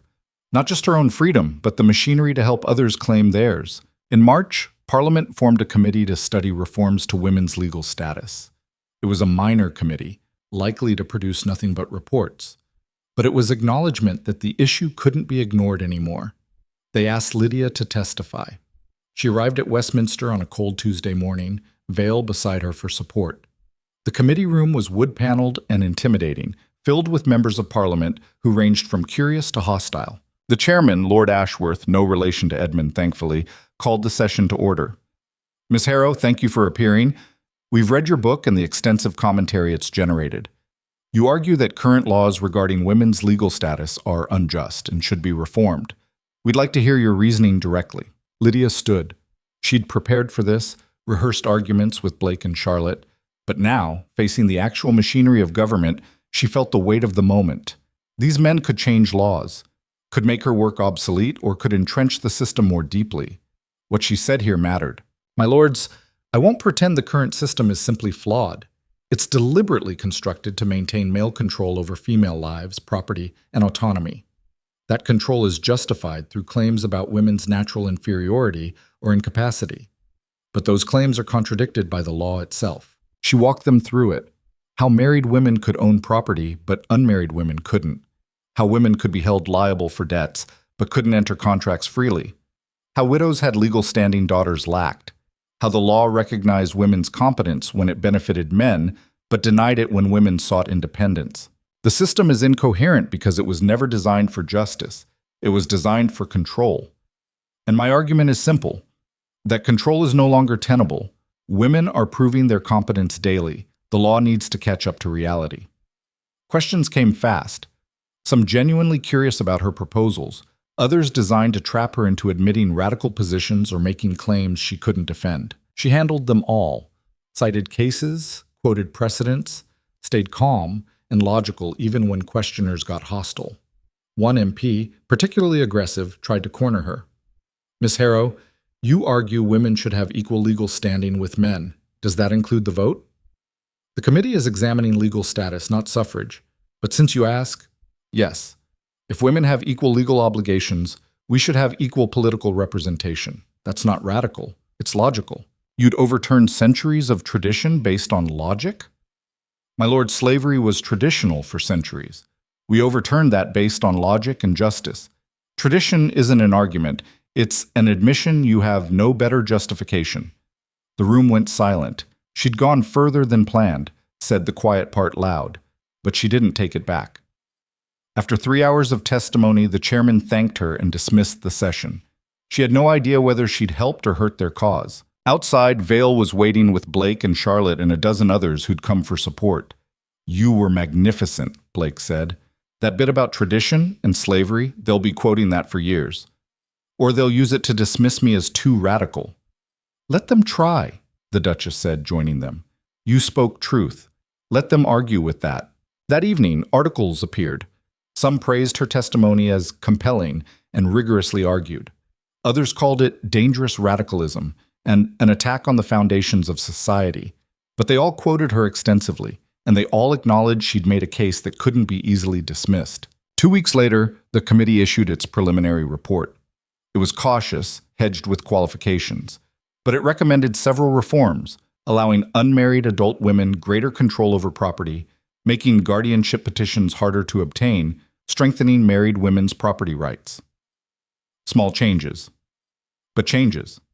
Acknowledgement that reform was necessary. Lydia stood in Blake's office, reading the report with hands that shook slightly. "We did this," she said quietly. "Not just me, all of us. We actually moved them." "Small movement," Blake cautioned. "These are recommendations, not law. Parliament could ignore them completely. But they won't ignore the momentum. Women won't let them." Lydia looked up. This is just the beginning. She was right. Over the next months, women's groups across the country organized around the committee's recommendations. Petitions, letters, public meetings. The Duchess used her influence to pressure MPS Vale funded a publicity campaign. Mary wrote article after article, keeping the issue in public consciousness. And Lydia kept fighting cases, winning more than she lost, building precedent brick by brick. By autumn, Parliament was debating an actual bill. Modest reforms, nothing revolutionary, but real legal changes that would give women more autonomy. The Duchess hosted a ball to celebrate the bill's progress. Not like Pemberton's ball a year ago. This was explicitly a reformist gathering. Women who'd won their own battles, men who'd supported the cause, activists and lawyers, and people who'd been fighting for decades. Lydia stood at the edge of the ballroom, watching people celebrate something that hadn't quite happened yet. The bill still needed to pass. Could still fail. But they'd come so far. From her walking out of that dinner to this, a room full of people fighting together, making actual progress. Vale found her. "You're thinking too hard. I'm thinking about how precarious this all is, how easily it could fall apart." It could, but it hasn't. And it won't, because you and women like you won't let it. He held out his hand. "Dance with me." "I'm not very good at dancing." "Neither am I. We'll be terrible together." She laughed and took his hand. They danced, awkward and sincere, while around them the movement they'd built celebrated itself. "I never thanked you properly," Lydia said, "for everything you've done. The protection, the funding, the support. You gave me space to become this when I had nothing. You gave yourself space. I just made sure nobody could take it away. Vale smiled. Besides, I'm the one who should be grateful. Watching you fight has been the most inspiring thing I've experienced. Made me believe change was possible when I'd stopped believing. Because of your sister. Because of her and because of myself. I spent years doing nothing while she suffered, then more years feeling guilty. You showed me guilt's useless without action. He paused. You asked me to ask again in a year. It's been more than a year. It has. So I'm asking. Not for marriage. I know you're not ready for that. But for this. Partnership. Building this work together, and maybe building something personal alongside it, if you want. Lydia looked at him. At this man who'd supported her without trying to control her, who'd risked his reputation to defend her, who'd asked for nothing and given everything. Yes, she said. I want that. He smiled, and for a moment the ballroom and the politics and the fighting all fell away. There was just this. Two people choosing each other freely, without coercion or transaction, or anything except mutual respect and genuine affection. The bill passed in November. Not everything they'd wanted, but significant reforms. Guardianship petitions required higher standards of proof. Unmarried adult women gained more property rights. Married women's independent assets received stronger protection. Small victories, but victories. The foundation celebrated, then immediately turned to using the new laws, filing cases that would have been impossible before, winning battles that had been unwinnable. Lydia published a second book in December, analyzing the new laws and pointing out their remaining weaknesses. It sold even better than the first. She moved into her own house, small but hers, paid for with money she'd earned. Vale helped her move, laughing as she insisted on arranging her massive library herself. You know, I have people who could do this. I know, but these are mine. I want to place them myself. He watched her work, something soft in his expression. I love watching you be possessive about things that are actually yours. Get used to it. I'm possessive about everything now. Charlotte visited the new house bearing wine and practical gifts, good knives, a coffee pot, blankets for the winter. They sat in Lydia's tiny sitting room, surrounded by unpacked boxes. Proud of you, Charlotte said quietly. Not just for what you've accomplished, for who you've become. I couldn't have done any of it without you. Maybe, but you would have found another way. You're too stubborn to stay trapped. Charlotte raised her glass. To freedom, and to using it well. They drank to that. On a cold January morning, Lydia received an unexpected visitor, a young woman, maybe 19, wearing a traveling cloak and carrying a small bag. She looked terrified and determined in equal measure. Miss Harrow, I'm Sarah Blackwood. My father is trying to force me into marriage. I read your book. I need help. Lydia looked at her and saw herself 2 years ago, desperate, afraid, but refusing to surrender. Come in, tell me everything. They sat in her study, Sarah pouring out her story. Father with debts, arranged marriage to an old man, threats if she refused, the familiar pattern. Can you help me? Yes, but it won't be easy. You'll have to fight. Be willing to lose your family. Live with being called difficult and unnatural. Can you do that? I don't have a choice. You have exactly one choice, and it's the hardest one you'll ever make. Lydia pulled out paper, started making notes. But if you're willing to fight, I'll help you win. They worked for hours. Lydia connected her with Blake, arranged temporary housing, began building the legal case. Another woman choosing freedom over security. Another battle beginning. It was exhausting work, would always be exhausting work. The system wouldn't change overnight, would resist every step, but they were changing it, case by case, woman by woman, victory by victory. That evening, Lydia sat at her desk and started writing her next project. Not another book. Something different. A practical guide for women fighting their own legal battles. How to find lawyers, what arguments to make, which precedents to cite. Tools to help women who couldn't afford the foundation's help. Vale found her hours later, still writing by lamplight. You're going to burn yourself out. Probably, but not tonight. She smiled at him. There's too much work to do. There'll always be too much work. You need to rest sometimes. I'll rest when women don't need legal arguments to prove they're human. He laughed and pulled up a chair beside her. Then I'll wait with you. because that's going to take a while. They worked side by side into the night. Outside, London slept and woke and carried on, full of women who were trapped, and women who were fighting, and women who hadn't yet realized they could fight. Lydia thought about that dinner 2 years ago, about diamonds that felt like a noose and a choice that felt impossible, about walking away with nothing and building something from that nothing. She'd lost her family, her name, her place in society, had been called mad and dangerous and unnatural, but she'd won something more valuable, the right to define herself, to build a life based on her choices rather than others' demands, to use her mind and her voice and her work to matter. She wasn't anyone's property, wasn't anyone's solution to their financial problems, wasn't anyone's carefully managed asset. She was just Lydia, and that was enough, more than enough. It was everything.